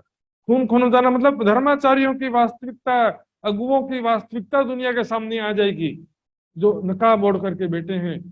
समझे साध कहावे दुनी में, बाहर दिखावे आनंद, चेहरे दिखेंगे तो लगा बहुत ही आनंद में डूबे हुए, हाँ, कृपा करते हैं। भीतर आग जले भरम की कोई छूट ना सके, या फंद, दिखावा करके सब महाराज बन जाओ। और जो परम धाम की सच्ची आत्मा है, जो दिन भर विरह वैराग्य में दिन रात डूबी हुई है, उसका चेहरा कहाँ से खिला हुआ होगा। दुनिया को चाहिए सब प्रसन्न चित्त, दिखावा फेशियल करके साफ सुथरा कर दो, एकदम प्रोफेशनल, फुल प्रोफेशनल हो गए आज के समय में प्रचारक और महाराज लोग। ना दाना पानी रहेगा, ना कछु रहेगा घास, लोगों को खाने के लिए कुछ भोजन भी उपलब्ध नहीं हो पाएगा। अर्थात ऐसे धर्माचार्यों और अगुओं को कोई मान सम्मान देने वाला धरती पर नहीं रहेगा। ऐसी स्थिति बातिनी अर्थ ही है। कयामत की बड़ी जानी दहशत, कयामत का नाम सुनकर के घबरा जाते हैं, अरे कयामत आने वाली है, कयामत ढा दिया तूने। अरे कयामत का मतलब होता है कायमी अखंड मोक्ष प्राप्त होना होता है, लेकिन कयामत के पहले फनाफिल्ला भी तो होता है ना, पहले प्रलय करके उठाए लिए तत्किन। तो सुंदर साथ जी, वो भी कोई परमाणु बम से विस्फोट होने वाला नहीं है। जो फाइनल दो प्रकार की कयामत कही गई है, कयामत उल कुबरा और कयामत उल सुगरा। छोटी कयामत है कयामत उल सुगरा, उसमें क्या, तो सैकड़ों हजारों की संख्या में मारे जा रहे हैं। और जो दूसरा बड़ी कयामत है, वो जैसे नींद खत्म सपना खत्म वैसे होता है। वो रासलीला में गए, काल मायालय हो गया, कुछ थोड़ी बम से उड़ाना पड़ता है संसार को। ये जो है युद्ध लड़ाई में भी जो हजारों लोग मारे जाते हैं, वो भी छोटी कयामत के अंतर्गत है, जो बड़ी कयामत के आने का निशानी है। जो लोग सैकड़ों हजारों की संख्या में मारे जाते हैं, ये महाप्रलय का समय नजदीक आ गया, इसकी निशानी है। करामात मेरे स्वरूप पर मुझे आदमी दिखे, मेरे अंदर जो है परमात्मा के धाम धनी की शक्ति विराजमान है, वो दिखाई देता नहीं है इनको, क्योंकि लोगों की दृष्टि क्या चमत्कारिक दृष्टि है। चमत्कार को नमस्कार, खिला दो अफवाहें। सुल्तान महाराज ध्यान करते समय जमीन से 4 कदम ऊपर, 4 फीट ऊपर उठ गए थे। फैला दो चमत्कार की बातें, फैला दो, काम हो जाता। चमत्कार दिखाने की भी जरूरत नहीं है, बस अफवाहें फैलाने की जरूरत। और चमत्कार दिखा दिए फिर तो फिर लाखों की भीड़ पीछे पीछे दौड़ेगी। दुनी दुनी पे चाहे दुनिया ताते करामात ढूंढे, बस गुरु जी के चरणों में आ जाओ और कल्याण हो जाए। ऐसा शॉर्टकट चाहिए सबको। ज्ञान, वाणी मंथन, सेवा, समर्पण, ध्यान, चितवनी, ये बोले हमारे बस की नहीं है। बस गुरु के चरणों में आ जाए और हमारा कल्याण हो जाए। शॉर्टकट रास्ता चाहिए। जैसे और आदमी मोहे देखे तीन माफक, कि क्यों कर अभिमान आगे क्यों कर सक। पहचान कैसे पता चलेगा? सत चाहो सो शब्दा चिन्हो, तो आप ना देखे हुए दिखाई। जिन पाया तीन माहे समाया, सो राखत जोर छिपाई। अपने आप को छिपा के रखता है, बताने का प्रयास नहीं कर। ज्ञान का प्रचार शब्दों से पता चलता है कि कौन कितना, किसकी पहुंच कहां तक है। दिखावे से नहीं होता है। और कहो नजर जिन करो, ना बैठक की जो बंद, बैठक बंद ना करना। आपस में मिलना जुलना, विचार विमर्श, सत्संग चालू रहना चाहिए। जिस दिन सत्संग बंद हो गया और अंधकार में डूबते जाएंगे। तुम्हारी बात छिपी ना रहे। बड़े ठोर मिल हुए अंदर, बड़े बड़े ठोर स्थान वाले। यहाँ पर बात है औरंगजेब की, लेकिन काजी मौलवियों की बात है, लेकिन यहाँ पर सभी जगह के लिए घटित है ना। यहाँ पर बड़े ठोर मिल हुए अंदर, यहाँ पर व्यक्तिवाद, स्थानवाद, गुरुवाद में इतना डूबे हुए हैं। योग्य व्यक्ति की परख ही नहीं, जोहरी की परख नहीं है। देखना भी, भीड़ के पीछे भीड़, ऊंचा दुकान फीका पकवान, भीड़ के भीड़ लगे रहेगी किसी दुकान में देख। और इतना सारा मिठाई, शुद्ध दूध कहाँ से मिलेगा? डुप्लीकेट मिलावटी दूध ला करके बेचने वाले हो जाते। योग्यता देखने की शक्ति नहीं है, परख नहीं है। खरा जो ये खरीदार, जैसे काम पर गए हो तैसा ही दिखाइयो बल। जैसे महत्वपूर्ण काम पर गए हो उतना आत्मबल और साहस बनाए रखना। यदि घबरा गए और उनसे गलती हो गई है, ऐसा डर गए, तो फिर गए। फिर तो जब भी बच्चे वो भी नहीं बच पाओगे। ना तो शक आएगा इनको। बड़ी राखियों, कल युक्ति पूर्वक काम करना है। हिम्मत साहस बना के रखना पड़ेगा। युद्ध में सेना जब जाती है ना, जब उनका मनोबल गिर गया तो हारना निश्चित होता है। बॉर्डर याद है? मात्र 500 सैनिक थे और उस सामने हजारों की संख्या में, 500 भी नहीं थे, 200 सैनिक थे वहां पर भारत के, और पाकिस्तान से आ रहे थे 20,000 सैनिक। हिम्मत कम होने के बावजूद भी उनको रोके रखा। हिम्मत साहस नहीं होगा तो तलवार और बंदूक और मशीन गन किसी काम के नहीं है। ये ब्रह्म ज्ञान भी किसी काम का नहीं है। यदि आपके पास हिम्मत नहीं है ब्रह्म ज्ञान सुनाने का, समर्पण नहीं है, तो क्या फायदा? मैं तुम्हारे सिर पर खड़ा हूं एक पाए में, एक पैर से तुम्हारे सिर पर खड़ा हूं, चिंता क्यों करते हो? जब जो बोलना है वो भी मैं तुम्हारे हृदय में उचित समय पर बता भी दूंगा। बाइबल में लिखा है, तुम चिंता मत करो कि क्या बोलोगे। जो बोलना होगा उस समय तो परमात्मा की शक्ति तुम्हारे अंदर आके बोल देगी। मुझे क्या बोलना, मैं सोच के आऊंगा ना, सब भूल जाऊंगा सोचा हुआ। जो सोच के आने से या रट के आने से कभी चर्चा नहीं हो पाती। मैं तुम्हारे सिर पर खड़ा हूं एक पाए। हर मुसीबत से रक्षा करते हैं राज जी महाराज। जो भी राज जी के मार्ग में निकले हैं, कहा कर हिम्मत बांध कमर ले हुक्म सब हाथ, धनी साथ जान के और छोड़ सब साथ। दिस हिंदुवन की नेके राखियों बनाए। हिंदुओं की जो सात्विक रहनी है उसको अच्छी तरह से बना के रखना। सात्विक स्वभाव। यहाँ पर हिंदुओं के जो साकारवादी या निराकारवादी मान्यता की बात नहीं है। हिंदू धर्म को श्रेष्ठ क्यों कहा? कि निराकारवादी मान्यता या साकारवादी मान्यता के कारण नहीं कहा। हिंदुओं, जहां तक ग्रंथ की बात है तो ग्रंथों में एक परमात्मा का ज्ञान सभी जगह, लेकिन हिंदू जो है उनका सात्विक स्वभाव के कारण उनको सूर कहा, और मुसलमानों के हिंसक स्वभाव के कारण, तमोगुणी स्वभाव के कारण उनको असुर कहा। सुंदर। हिंदुओं का जो स्वभाव है, व्यवहार बनाए रखना, खान पान सात्विक भोजन बनाए रखना, जैसा बाजा बजे तैसा ही जो जैसी परिस्थिति दिखे वैसा कार्य करना है। पर यहाँ पर बड़ी बात यह है, हिल मिल एक रसोनाथ, आपस में एक रूप बने रहना जरूरी है। क्योंकि तुम 12 सुंदर सत आपस में ही मतभेद हो जाए, आपस में झगड़ने लगो, तो फिर आगे का काम तो फिर किसी प्रकार से संभव नहीं है। तुम आकले हो ना उलझियो, सब काम दुरुस्ती से। जल्दबाजी में कोई भी डिसीजन नहीं लेना, कोई भी कार्य मत करना। आकली काम शैतान के ठंडे हक से, जल्दी का काम शैतान का, बोलते हैं ना। जल्दबाजी में कोई डिसीजन मत लेना, नहीं चलो अब बादशाह के पास चल पड़ते हैं, ऐसा नहीं, शांति से विचार करना आगे क्या होगा। जो होए तुम्हारी आज्ञा, तो हम पड़े बाहर।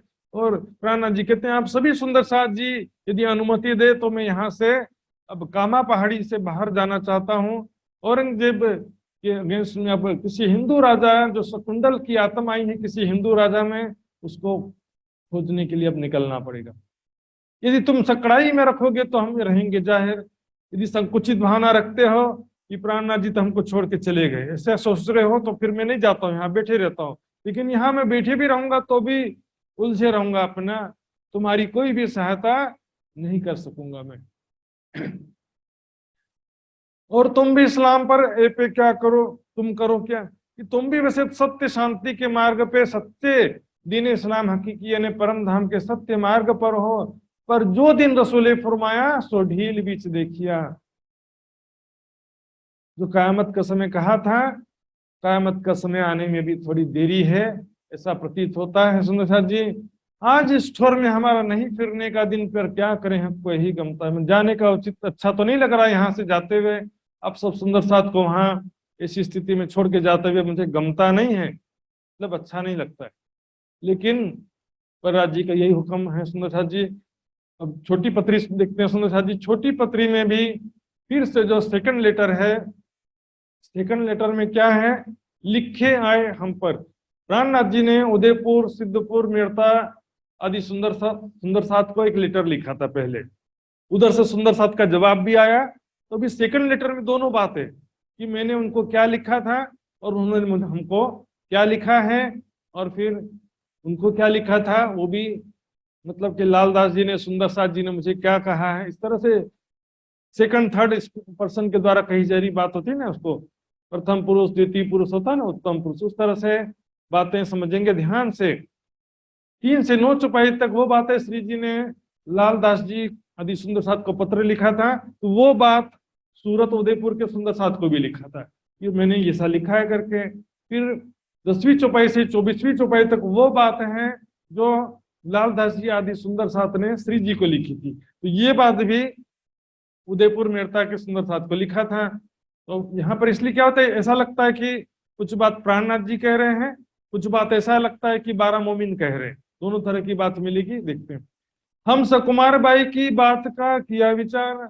औरंगजेब के विषय में प्राणनाथ जी कहते हैं यहाँ पर, मैंने औरंगजेब बादशाह के विषय में विचार किया, इतना आसान काम नहीं था जितना सोच रहे थे। ये तो साहेबी बहुत बड़ी घुना घुन नहीं शुमार, छोटा मोटा शख्सियत नहीं है कि इतने आसानी से मिल लें, इतने आसानी से समय वो हमको सुनने के लिए समय दे दे। आज भी संसार में किसी से बड़े आदमी से मिलने जाना होता है, अपॉइंटमेंट लेते हैं, 5 मिनट का समय मिला है, अपॉइंटमेंट मिलना ही मुश्किल होता है बड़े बड़े शख्सियत से। इतनी बड़ी शख्सियत है, अपार धन संपत्ति, अपार सुरक्षा, सेना की व्यवस्था है, दूर लगे मजलिस कर ना सके, इतना सख्त पहरे के कारण उसकी सभा में जाना ही मुश्किल है। अपनी बात को क्यों समझे संदेश, अपना ज्ञान को कैसे समझ सकता है। नित्यानंद संप्रदाय का ज्ञान एक लाइन में समझाओ तो इतना इजी भी नहीं है। प्राणनाथ जी के चरणों में आओगे तो सारी मनोकामना पूर्ण होगी, ये बात एक लाइन में समझा सकते हैं। लेकिन ब्रह्म ज्ञान का विषय, हम कौन है, कहाँ से आए हैं, आत्मा परमात्मा का स्वरूप, धाम लीला, सारी बातें समझाने में समय लगता है, समझने में समय लगता है। जो लोग घुटन घुटन सो बांध के सुनावे ना इन पर, मात्र संदेशा दे करके वापस आ जाओ, इतना इजी काम नहीं कि चिट्ठी दिए हाँ प्रणाम जी वापस आ गए। नजर से नजर बांध करके, दिल से दिल बांध करके सुनाना और सुनना पड़ता है, वो भी राजा परीक्षित जैसी स्थिति हो, वैराग्य तड़प हो, तब जाकर के तो समझ में आता है। जो ब्राह्मण गायत्री शूद्र को कहे सुनावे नहीं हम। ब्राह्मण क्या कहते हैं, गायत्री मंत्र हम शूद्र को, छोटी जाति वालों को नहीं सुनना चाहिए, कान में फूंक मारते थे उस समय।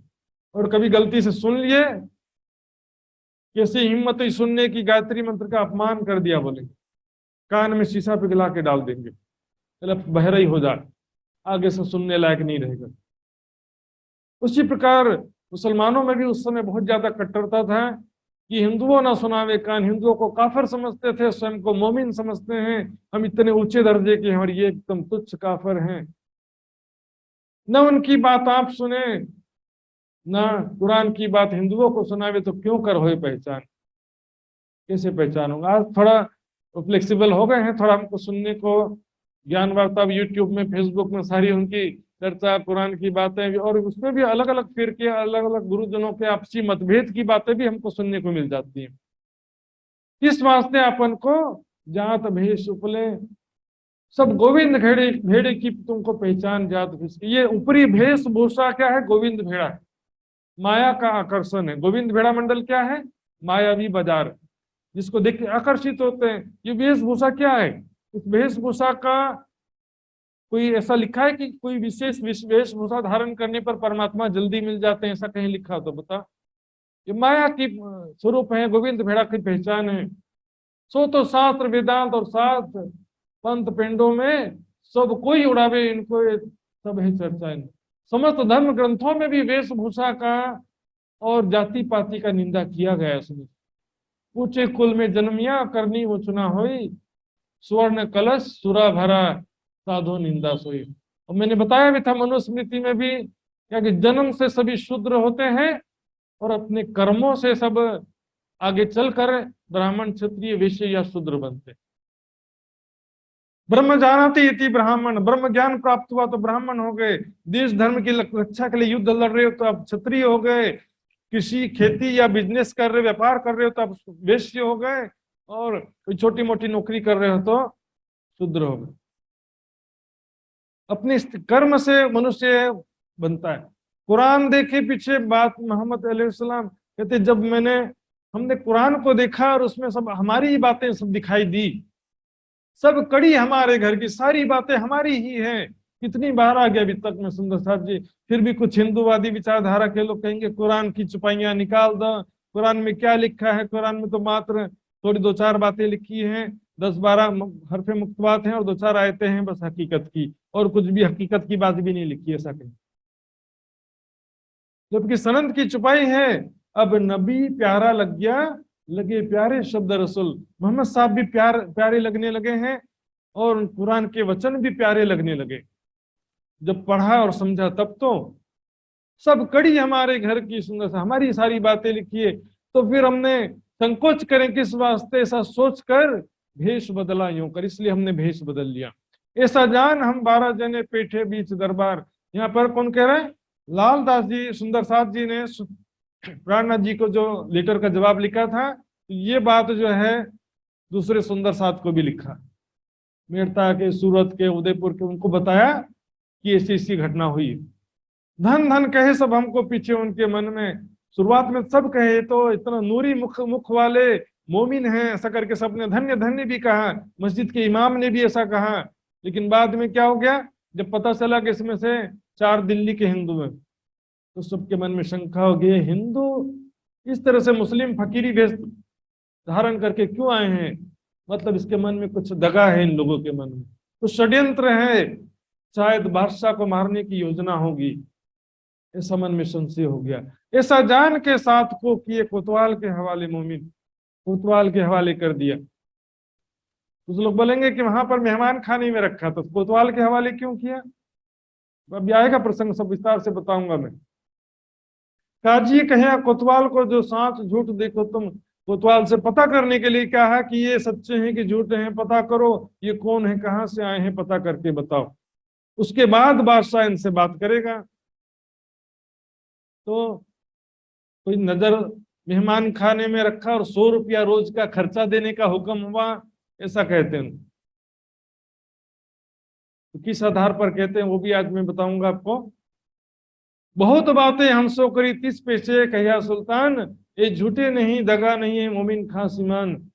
काजी ने हमसे बहुत ज्ञान वार्ता किया, उसके बाद बादशाह से कहा, काजी ने भी और कोतवाल ने भी, कि इनके मन में कोई छल कपट नहीं है। यदि इसकी इतना प्रताड़ना आप एक मुसलमान को देते तो मुसलमान कहता कि मैं मुसलमान नहीं हूं। इनके मन में जरा भी दगा नहीं है, खास ईमान वाले मोमिन हैं, इनके मुख से एक शब्द अल्लाह के सिवा कोई दूसरा शब्द नहीं निकला।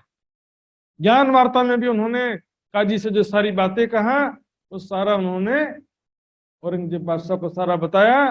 तब चौकी बैठाई थी ताको दिए उठाए। काजी की हवेली में क्या था, शुरुआत में पहरे सैनिकों को पहरे पे रखा था कि भाग ना जाए, लेकिन बाद में सैनिकों को भी हटा दिया। काजी के साथ हवेली में रहते हैं, लेकिन बाद में सैनिकों को हटा दिया, वहीं पर स्वतंत्र कर दिया। हवेली का हुक्म वह इन्हों दिए बैठा। इस प्रकार से विकार इनके मन में आया तो सो गया। जो संशय था, डाउट था कि ये कोई षड्यंत्र करने आए हैं, वो इनके मन से चला गया। कोतवाल सो भी भया है, कागज सब सुल्तान ने, ऊपर तो काजी की बातें हैं, कोतवाल ने भी जो लिख करके भेजा उसमें भी सब पॉजिटिव चीजें भेजा कि इनको मैंने इतना मारा फिर भी इनके मन में किसी प्रकार का कुछ नहीं था। ये लगे खुदा अल्लाह के सिवा कोई नाम नहीं निकला इनके मुख से। अब सुल्तान की जान में होए बैठे जा रहे। यहाँ पर सुल्तान की जानकारी में उनके शेख इस्लाम के घर पर ही बैठे हैं, प्रकट रूप से बैठे हैं। अब छिप छिप करके भी नहीं बैठे हैं, उनके साथ ज्ञान चर्चा कर रहे हैं, उनके बीच में प्रचार प्रसार भी कर रहे हैं, सारा कार्य उनके बीच में बैठ के कर रहे हैं। जब डर डर के करते थे उनके बीच में रहते हुए कर रहे हैं। यो करें साथ को और न उपजे विकार। इस प्रकार ये चिट्ठी जो है किसको भेजा? अभी लिख रहे हैं 12 मोमिनों को, लेकिन बता रहे हैं कि हमने ऊपर जो बात कही गई 26 चौपाई में, वो बातें हमने उदयपुर मेड़ता के सुंदर साथ को लिख करके भेजा, ताकि वहां के सुंदर साथ को भी मन में दुख ना हो, उनका ईमान ना डगमगाए। इसलिए बोले प्राणनाथ जी के साथ गए थे, इतना कष्ट हो गया, हम अच्छा हुआ नहीं गए, ऐसा ना हो। गए थे तो कुछ अच्छा काम करके आए, इसलिए ऐसा चिट्ठी गम दिल में ना हो ही रे सन्मुख परवरदिगार। उनके दिल में विश्वास बना रहे, हिम्मत बना रहे, ईमान बना रहे, इसलिए मैंने उनको ऐसी चिट्ठी लिखा। और बड़े मोहरे मोहबर के आए लगे तुम, बड़े बड़े यहाँ पर लोग के बीच में तुम बैठे हो, बड़े बड़े लोगों को तुम ज्ञान चर्चा सुना रहे हो। इस वास्ते सब साथ को पांव भरे हैं हुक्मराज जी के हुक्म से, सभी सुंदर साथ के अग्रणी होकर के रहनी में आकर के सबको दिखा रहे हो। जैसा तुम आप हो तैसा पुरमाया धाम, जैसे आपकी ब्रह्म मुनियों की मोमिनों की महिमा लिखी है ग्रंथों में, जैसा तुम्हारा दिव्य परम धाम है, अर्श आजम है, उसकी महिमा के अनुरूप रहनी रह करके बता। तैसे भारी हो जो अपनी महिमा के अनुरूप रहना काम करना है, दिखावे में नहीं, लापरवाही में नहीं। एक राष्ट्रपति की पत्नी को कैसे रहना चाहिए, एक प्रधानमंत्री की पत्नी का व्यवहार कैसा होना चाहिए, एक राजा की रानी का व्यवहार कैसा होना चाहिए प्रजा के बीच में। किसके बीच में? प्रजा के बीच में। रानी जा रही है तो उसका व्यवहार कैसा होना चाहिए, वैसा मर्यादा में रखना। राखियो मेरी लाज आपके हाथ में, मेरी इज्जत आपके हाथ में सुंदर साथ जी। इस वास्ते नहीं तो मेरा चला जात मला, यदि आप घबरा जाते, डाबाडोल हो जाते और वहां पर गिड़गिड़ाने लगते तो फिर हो जाता है, फिर मेरी क्या इज्जत रह जाती। अब तुम एक दूसरे से भारी हो जियो, तुम एक दूसरे से भारी, एक दूसरे से शिरोमणि समर्पित ईमान वाले होकर के चलना। उत्तम आचरण रहनी में एक दूसरे से श्रेष्ठ रहना। अपने गुण बस कीजियो बड़ी मोहरी को लगे तुम, अपने गुण इंद्रियों को कंट्रोल में रखना। ये तो क्या होगा, खुद का नाम और प्राणनाथ जी का नाम, दोनों का नाम खराब होगा। इस वास्ते नया जो आवेगा तुम्हारी वाणी चाल दिखे, जो नया सुंदर साथ आगे होंगे आएंगे, तो तुम्हारी वाणी, तुम्हारी रहनी, तुम्हारे आचरण को फॉलो करेंगे, वो अनुसरण करेंगे। जो तुम अच्छा रहनी दिखाओगे तो आने वाले सुंदर साथ भी तुम्हारा देख करके अच्छा उदाहरण लेंगे, अच्छी सीख लेंगे। आज हम सभी याद करते ना, हो तुम जान शिरोमन, आप सभी ज्ञानी हो, शिरोमणि सुंदर साथ हो, समझदार हो, बुद्धिमान विचस्यन यानी विवेकवान हो, बुद्धिमान हो, तुमको क्या कहूं ज्यादा। अज्ञानी को ज्यादा लिखना पड़ता है, तुम तो बड़ी बुंद के खाबंद हो, आपको क्या ज्यादा लिखो मैं। 4 दिन अपन को है पत्री से मिलाप, 4 दिन का बस ये मिलाप पत्री से बातचीत हो रहा है, चिट्ठी के माध्यम से हमारा बातचीत हो रहा है। शीघ्र ही राज्य की मेहर से हम प्रत्यक्ष रूप से भी मिलेंगे। हमको 4 दिन जाना पड़े वास्ते इसी का 4 दिन के लिए यहाँ से जाना भी पड़ रहा है, क्योंकि वहां से अब मुझे शकुंडल की आतंक की खोज करना पड़ेगा और उसकी सहायता से फिर आगे प्रचार प्रसार का कार्य करना पड़ेगा। और औरंगजेब के अगेंस्ट में भी एक हिंदू राजा को खड़ा करना पड़ेगा। राजा ने मलोरे राणे राय तड़ो, धर्म जाता रे कोई तोड़ो। धर्म की रक्षा के लिए किसी हिंदू राजा को पुकार आह्वान करना पड़ेगा, जिसके अंदर शकुंडल की आत्माई है, इससे हिंदू राजा को खोजना है। सो भी कारज कारण जान पर ताकि कारज कारण है, राज्य का हुक्म है, इस कारण मुझे यहाँ से जाना पड़ रहा है। हम जो भेष बदल के पेठे बीच दरबार, सो उल्टों को सीधा करने कर परवरदिगार।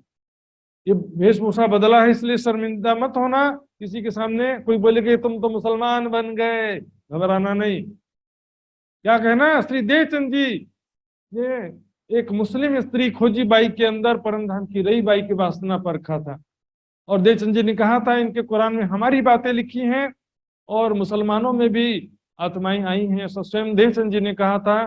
तो फिर जात भेष जो तुम रखिया था आपको श्री देवचंद जी भानिया सिर, देवचंद जी ने उसका सिर बांध दिया, मतलब जाति पाति वेशभूषा का भेदभाव समाप्त कर दिया। अब समझे फिर के 72, अभी हमारा जो एक 73वां फिरका मुमिना का वो तो हम हैं, इसके अलावे बाकी 72 फिरके वो भी इस बात को समझ चुके हैं, अर्थात अन्य धर्म संप्रदाय वाले भी जाति पाति वेशभूषा का भेदभाव समाप्त करते जा रहे हैं। ब्राह्मण जो है देख रहे हैं गायत्री मंत्र जो है मोबाइल में बज रहा है, यूट्यूब में बज रहा है, सब जगह बज रहा है। पहले जिससे भेदभाव करते थे ना कि शूद्र जाति वाले कहीं सुन ना लें, वो तो बदल गए, लेकिन हम में से कुछ लोग नहीं बदले। पहले कान में फूक मारो, कान फूका गुरु बन गए। महिलाएं बहनें ऊपर से पता नहीं इतना बड़ा सा सद्दर ओढ़ा देंगे, सद्दर से सुनाई देता है बाहर में, गुरु कान में फूक मार रहे हैं और बड़ा सा चद्दर ओढ़ा दिए। नरसाद जी ऐसे ढोंगी लोगों के चक्कर में फंसना ही नहीं चाहिए। अब तो तुम केसरी सिंह हो, ऊपर पहरी पाखर, अब तो तुम केसरी सिंह हो, यानी जंगल में सबसे शक्तिशाली जानवर है तो केसरी सिंह। अब कहो मुलाजा जिन करो, किसी का परवाह मत करो, किसी की चिंता मत करो, ब्रह्म ज्ञान का प्रचार प्रसार करते रहो। और दयाराम के भाइयों ने आगे आए दरबार, दयाराम के भाइयों ने पहले तो क्या कर रहे थे, पैसा दे करके दयाराम के बदले दूसरे को भेज देते हैं, ऐसा बोल रहे थे। अब क्या बोल रहे हैं, हम उसको सबके सामने आकर के घोषणा किया दयाराम के भाइयों ने कि हम उसको 4000 रुपया देंगे जो इनको मार डाली। हमारे भाई दयाराम को जो मार देगा उसको हम 4000 रुपया देंगे, क्योंकि वो मुसलमान हो जाएगा तो हमारी इज्जत मिट्टी में मिल जाएगी। बताइए, ये स्वार्थ का संसार है। भाई भाई भाई कर रहे थे, अभी मरवाने के लिए 4000 रुपए का घोषणा कर दिया। उस समय 4000 कम था, 4 लाख के बराबर है। यहाँ 4 लाख दो तो 4 लाख से निकल जाएंगे। जो इनको मार डाल रही है ऐसी बात सुनाई कान, हमारी शर्म जाएगी जो होएगा मुसलमान। ये गोविंद भेड़े का निस्बत है, दिखावे का संबंध है, दिखावे का प्यार है, स्वार्थ का संसार है। भाई डालत मार डालत भाई को पैसे देके, तो भाई को मरवाने पैसा देकर भाई को मरवा देते हैं, ऐसा संसार है। स्वार्थ का छल कपट का संसार है। बिना मसलत जिन करो कोई काम, आपस में सलाह मशवरा किए बिना कोई भी कार्य मत करो। थोड़ा दिक्कत होगा, लेकिन सलाह मशवरा से क्या होता है, सही डिसीजन होता है। आप विचार विमर्श में और अकेले ही कोई डिसीजन ले लो तो कई बार उसमें गलती भी हो सकता है। जब तुम जवाब लिखोगे तब हम चले बाहर, और आप जब अनुमति दोगे तब यहाँ से मैं कामा पहाड़ी से फिर उदयपुर की तरफ जाऊंगा, उससे पहले नहीं जाऊंगा। आप अनुमति दोगे तभी मैं जाऊंगा। जो कभी आकार से मैं जुदा रहा हूं 2 दिन 2-4 दिन आपसे मैं शारीरिक दृष्टि से जुदा हूं, अंतर्गत दृष्टांत हुआ इल्हाम रुस्तम, लेकिन अंदर से मैं पल पल आपके साथ में हूं। लेकिन राज्य की यही इल्हाम है, राज्य की प्रेरणा हो रही है मुझे कि अब यहाँ से चलना चाहिए, कामा पहाड़ी से उदयपुर की तरफ चलना चाहिए। इस वास्ते भौम है हाँसी का ठोर, ये हाँसी का ठिकाना है। यहाँ पर अच्छे अच्छे ज्ञानी विद्वान तपस्वी योगी ध्यानी की भी हंसी हो जाती है। वो भी गलती कर बैठते हैं, वो भी माया के तृष्णाओं में फंस जाते हैं। कोई वित्त तृष्णा धन की तृष्णा में फंसा है, कोई लोकेशना यानी सगे संबंधियों की तृष्णा में फंसा है, और कोई मान प्रतिष्ठा की तृष्णा में फंसा है। कंचन तजना सहज है और नारी को ने, मान बड़ाई ईर्ष्या तुलसी दुर्लभ है। निंदा चुगली ईर्ष्या सामने वाले को भगा दिया, खुश हो जाएंगे, आज मेरी साधना का फल मिल। ईर्ष्या द्वेष दुश्मनी उसको भगा दो, उसको निकाल दो, इसमें जो है लगे हुए। माया हाँसी का ठोर है, किसी की गलती नहीं है। माया के प्रभाव से सब ऐसा हो रहा है। निंदा चुगली ये वो इसी में आनंद आ रस है।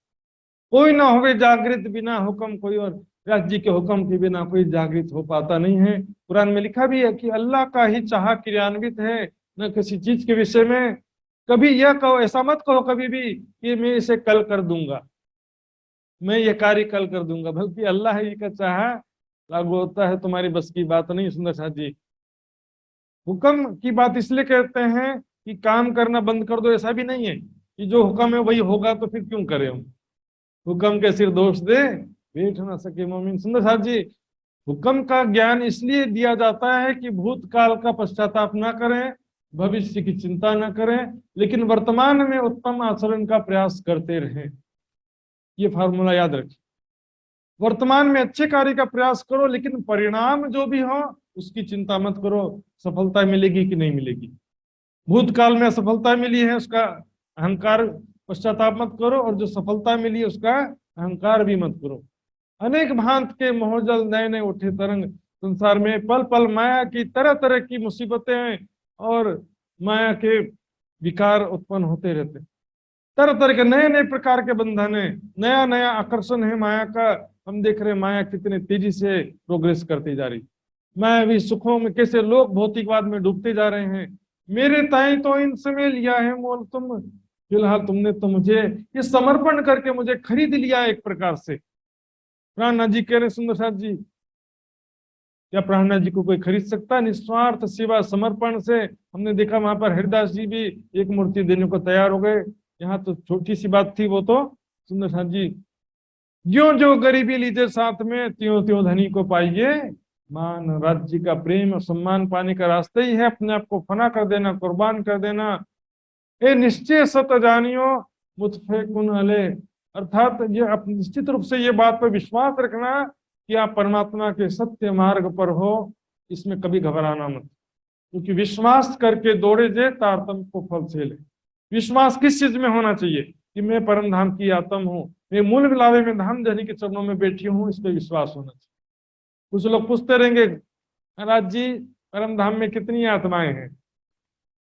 बोले 12,000 हैं। बोले तो फिर हमारा नंबर तो नहीं लगेगा। फिर अनंत आत्माएं हैं। बोले हाँ, तब तो हमारा वहां जॉब मिल जाएगा, नौकरी की वैकेंसी निकला है वहां पे। ये ठोर है मिलावा जिन जुदी जाने आप, इत ही तेरी कयामत यही ठोर मिलाप। अपने आप को जुदा मत समझो, मैं हूं और कितने से क्या फर्क पड़ता है। और चर्चिनी और परिक्रमा ग्रंथ सागर श्रृंगार की वाणी में कहीं भी अनंत आत्माएं लिखा भी नहीं है। सुंदर साथ बताइए, मूल मिलावे में पांचवी गोल हवेली में सिर्फ बैठी है कि पूरे परम धाम में जितनी भी हवेली सभी में बैठी है सखियां? सिर्फ मूल मिलावे में तो बैठी है ना। और परम धाम में सिर्फ रंग महल सखियों का निवास स्थान है, बाकी जगह में केवल घूमने जाती हैं, वहां रहते कभी नहीं है कोई सखियां, घूमने जाते हैं। वहां पर वहां की प्रजा है, पशु पक्षी वहां की प्रजा है, और पशु पक्षियों को अनंत कहा गया है वाणी में, सखियों को कहीं कहा हो तो बता दो। ये निश्चय सत्य जानी, इसको इस बात पे विश्वास रखो कि मैं परम धाम की आत्म हूँ। शेख बदल आए पीछे, अब हमको बड़ो भयो सुख। शेख बदल जी जब चिट्ठी लेकर के आए, सुंदर साथ की कुशलता की सूचना देते हैं, तब मुझे बहुत सुख हुआ। हम तुमको मिलेंगे तब हंस के बहाने दुख, जब मैं तुमसे मिलूंगा तब हंसते हुए सारा दुख दूर कर दूंगा। दिन जागने के आए नजीक, शाबाश लाए तुम लाल भाई तुम। जागने का समय नजदीक आ गया है, परम धाम में जागृत होने का। सुख समाधान आनंद की रहो लिखते पाती, सुख समाधान आनंद मंगल की चिट्ठी लिखते रहना। आगे भी अपनी कुशलता की समाचार जानकारी देते रहना, ताकि मुझे भी शांति होता रहे, क्योंकि मुझे भी चिंता होती कि मेरे प्यारे सुंदर साथ जी सकुशल हैं कि नहीं, ठीक ठीक हैं कि नहीं। श्री मोहम्मद के मोमिनो ये पाती की हकीकत अब मुकदमा कहो, पर्दा रोज कयामत। पर्दा रोज कल के दिन जो कयामत होनी है, उसके विषय में आगे किस प्रकार जो प्रचार प्रसार किया, सुंदर साथ जब यहाँ पर एक विषय पर विवेचना होगा। 10-15-20 मिनट लगेगा ध्यान से। बोलो श्री प्राणनाथ प्यारे की। इतना प्रसंग हमने लालदास जी के गीतक के अनुसार सुना। इस प्रकार 5 दरबारियों को रुक्का पहुंचाया, फिर गुसल खाने में रुक्का चिपकाया, फिर 12 मोमिन भी इस प्रकार गए वहां पर, और वहां क्या क्या कष्ट हुआ, प्राणनाथ जी किस प्रकार गुस्से हुए, बड़ी पत्री छोटी पत्री सब सुना। यहाँ पर प्राणनाथ जी के औरंगजेब से मिलने की कोई भी बात संकेतों में भी नहीं है। कोई प्रसंग यहाँ पर कि श्री जी औरंगजेब बादशाह श्री जी के चरणों में आया या मिलने आया या कहाँ पर मिला, ऐसा कोई भी बात यहाँ पर न मुझे दिखा ना आपको सुना होगा। लेकिन फिर भी क्योंकि एक विचारधारा संसार में सुंदर साथ के बीच में दिखाई देती है, तो कहीं ना कहीं से तो विचारधारा निकली होगी ना। तो उस विषय में हम ध्यान देंगे, वास्तव में क्या हकीकत है और क्या वास्तविकता है। औरंगजेब श्री जी से मिला कि नहीं मिला, चरणों में आया कि नहीं आया, किस तरह का कोई औरंगजेब के जीवन में बदलाव आया या नहीं आया, सारी बात देखेंगे। तो इसका देखेंगे सबसे पहले इसका मूल कारण क्या है। वृत्तांत मुक्तावली का प्रकरण 58, 59 और 60। वृत्तांत मुक्तावली में लिखा है कि श्री जी औरंगजेब से मिले। बस टाइटल देख करके सब बोलेंगे हाँ वृत्तांत मुक्तावली में लिखा है कि औरंगजेब श्री जी से मिलाकर। उसको पढ़ेंगे तब पता चलेगा ना क्या लिखा है। सबसे पहले वाणी के हिसाब से देखेंगे, वृत्तांत मुक्तावली के हिसाब से देखेंगे उसमें क्या लिखा है। सुंदर साथ जी, वृत्तांत मुक्तावली में ये लिखा हुआ है जो मैं आपको बीच बीच में बता रहा था कि 12 मोमिन कोतवाल के हवाले नहीं किया था, उनको मेहमान खाने में रखा था और हर दिन 100 रुपया देने का खर्चा देने का बादशाह ने आदेश दिया था। शुरू से देखते हैं सारी बात। उसमें सारा कसनी कसाला का प्रसंग, श्री जी का गुस्सा होना, बड़ी पत्री छोटी पत्री सब हटा दिया वृत्तांत मुक्तावली में, सारा स्टोरी ही चेंज कर दिया और उसको बिना सोचे समझे आंख मूंद के सुंदर साथ ऐसे कहते हैं। देखिए शुरुआत से देखते हैं। जब सुंदर साथ जी ने गुसल खाने में रुक्का चिपकाया था और औरंगजेब ने कहा था कि नमाज के समय जुम्मे के दिन आकर के मिलना, तो उस समय लाल दास और निर्मल दास गए थे।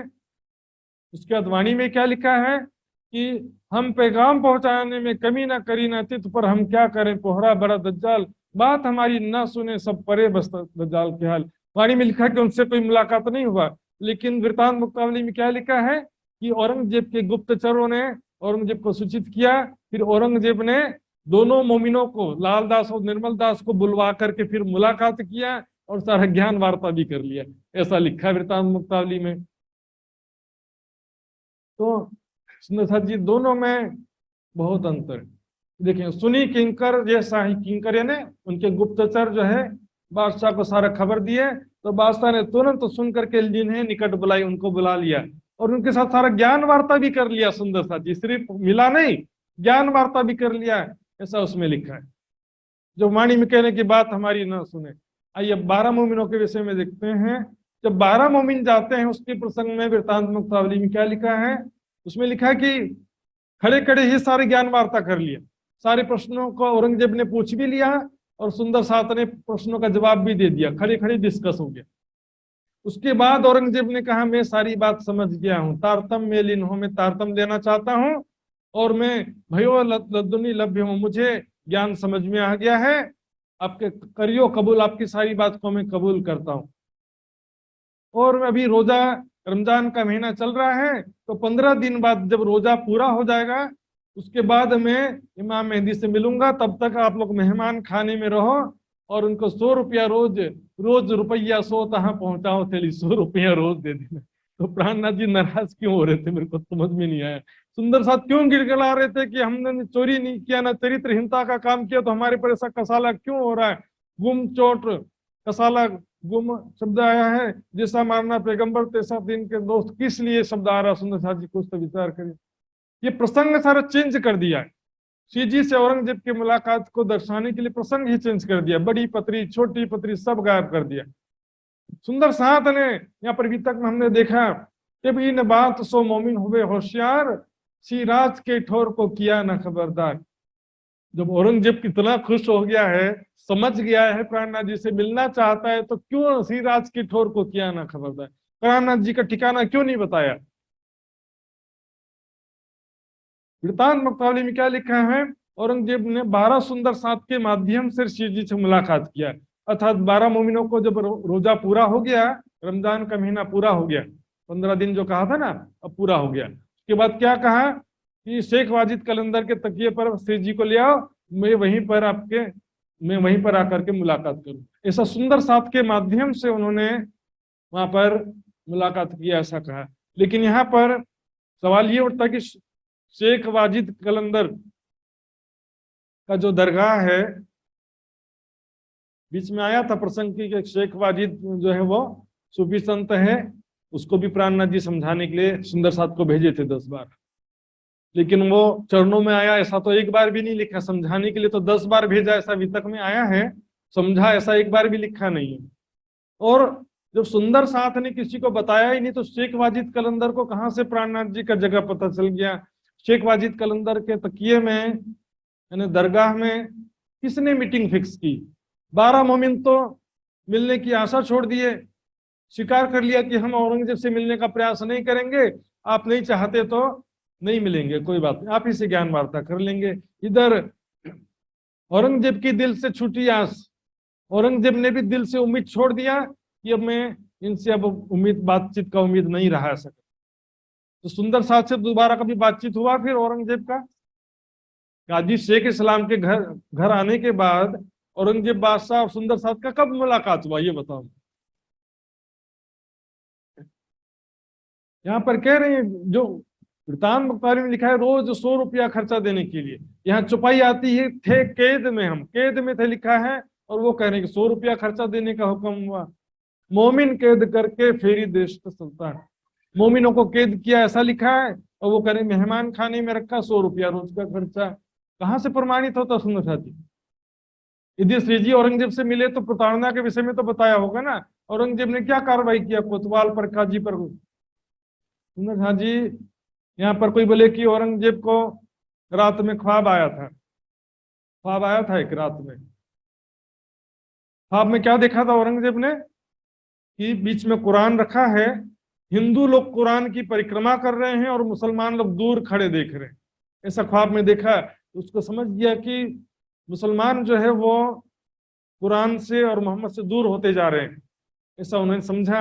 इसके बाद किया क्या, लेकिन हालांकि विषय वाणी में अभी तक में कहीं नहीं है, लेकिन वास्तव में उसने किया गुप्तचरों की व्यवस्था पुख्ता किया कि देखो सभी शरीयत का ठीक से पालन कर रहे हैं कि नहीं कर रहे हैं, ये व्यवस्था पुख्ता किया। और 4 वसीयतनामे आए, उसके विषय में क्या लिखा है, ताकि भी ना करे पहचान। वसीयतनामा आने के बाद कुछ समझ गए ऐसा भी नहीं है, धोई डारे सबन, वसीयतनामा सब धो दिया, नहीं माना।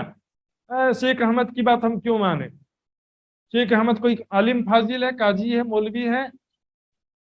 काफर ना करें विचार। यहाँ पर औरंगजेब को और उनके दरबारियों को सबको काफर लिखा हुआ कि वसीयतनामा आया फिर भी किसी ने उसको माना नहीं। यदि सुंदर साथ जी, जब सुंदर साथ ने औरंगजेब से तो दोबारा मुलाकात हुआ ही नहीं, जब से कोतवाल के हवाले किया उसके बाद दोबारा कहाँ मुलाकात हुआ? और जो कोतवाल को ना उनके काजी को किसी को सुंदर साथ ने पता बताया ही नहीं, तो कहाँ से मुलाकात होगा?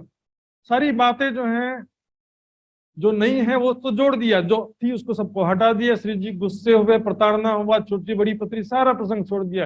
वृतांत मुक्तावली में देखिए एक और चीज क्या लिखा है कि 12 मोमिन जो गए थे ना, साधु बन करके गए थे, ऐसा लिखा हुआ है। मुख साधन के देखे के मन रस बरप्यो। वहां पर एक शख्स ने पूछा सुंदर साथ से कि भेष हिंदुवन धरो, हिंदुओं का भेष धरते हो और कुरान हदीस क्यों पढ़ते हो? हिंदू के भेष में गए थे, ऐसा लिखा है वृतांत मुक्तावली, जबकि मूल वितक में लिखा है ये भेष बदला यूं कर, हमने भेष बदल लिया था। दिल से छूट गया, दिल की उम्मीद ही छोड़ दिया। औरंगजेब ने भी आशा छोड़ दिया और सुंदर साथ ने भी जिद छोड़ दिया औरंगजेब से मिलने का। तो मुलाकात कैसे होगा, कहाँ होगा सुंदर साथ जी? आगे का प्रसंग देखते हैं। उदयपुर में जब गए और उदयपुर में औरंगजेब ने जब मुहिम किया, राणा को संदेश भेजा कि मुसलमान बन जाओ, तो 5 परगने, नहीं बनो तो युद्ध लड़ने तैयार, सीधा संदेश भेजा। तब प्राणनाथ जी ने क्या कहा उनसे, तुम कछु ना बोलियो रद्द बदल करे हम। प्राणनाथ जी ने उदयपुर के राणा के पास संदेश भेजा कि आप कुछ मत बोलना, उनसे हम बातचीत करेंगे। इन राह से दीन की आवे तले हुक्म, उसको हम हुक्म तले ले आएंगे, सत्य मार्ग पर हम ले आएंगे। यदि पहले से औरंगजेब से प्राणनाथ जी मिले हैं, उनको समझाने का पहले ही असफल प्रयास कर चुके हैं, औरंगजेब ने नहीं माना, शरीयत छोड़ने को तैयार नहीं हुआ, तो फिर क्यों कह रहे कि हम उसको बदल देंगे। देखत ही गल जाएंगे वाणी सूत 75। एक बार यदि ज्ञान वार्ता कर ही लिया है और बदला नहीं तो अब कहाँ से गल जाएंगे और कहाँ से पटंतर। ये प्रसंग मैच ही नहीं होता सुंदर साथ जी, आगे का प्रसंग आगे पीछे का।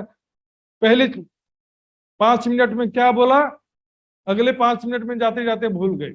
पहले पेज में क्या पढ़ा, चौथे पेज में जाते जाते भूल गए। क्रॉस क्रॉस क्वेश्चनिंग मालूम है ना, पुलिस वाले कैसे करते हैं, वकील भी ऐसा क्रॉस क्वेश्चनिंग करते हैं, बार बार घुमा फिरा के पूछते हैं। सच को याद नहीं रखना पड़ता है, हमेशा वो एक ही सच निकलता है, लेकिन झूठ को याद रखना पड़ता है। यदि झूठ बोला एक बार तो दूसरे बार में फंस जाएंगे। वाणी वितक के प्रमाण सहित सुंदर साथ जी बात करना पड़ता है। यहाँ पर क्या लिखा, वितक, मूल वितक सबसे बड़ा है। जब रामनगर में शेख खिजर को भेजा कि उन फकीरों को, बैरागियों को पकड़ के लाओ, तो प्राणनाथ जी ने क्या कहा, हम तो राह देखत हैं क्यों एकर बुलावे हम तो रास्ता देख रहे हैं कि वो हमको बुलाए मिलने के लिए। कामा पहाड़ी से कभी दिल्ली आए ही नहीं, दिल्ली में प्राणनाथ जी सुंदर था। कामा पहाड़ी से दिल्ली आए ऐसा कहाँ लिखा बता। यदि वो मिले होते तो ऐसा कहते कि हम राह देखे थे, ऐसा कहते उससे तो मिल लिया, वो समझता नहीं है, ऐसा कहते यहाँ पर।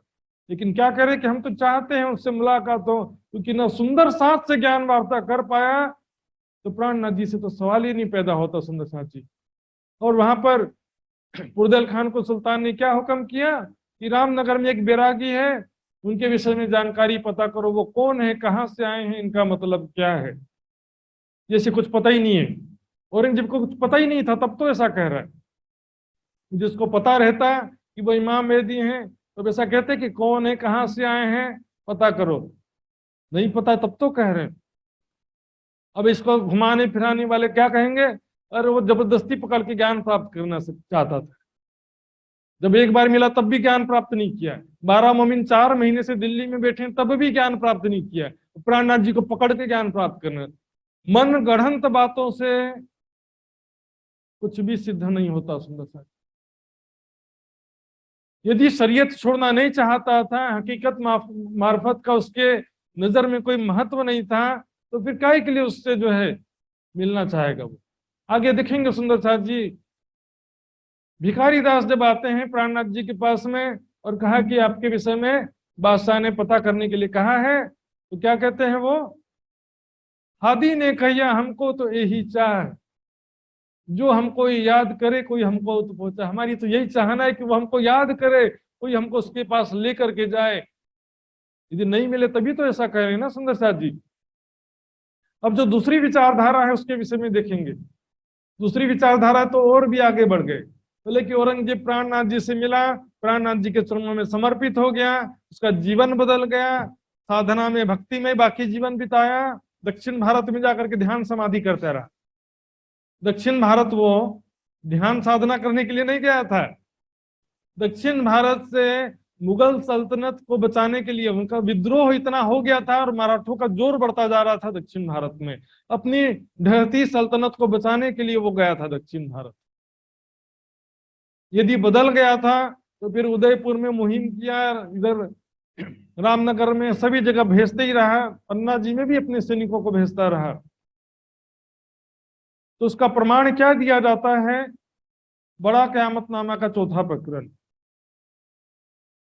4-5 चुपाई इसका भी लेंगे, बस हो गया। सुनो से देखिए, महमूद गजनवी सुल्तान मिले इमाम सुखवा जहान।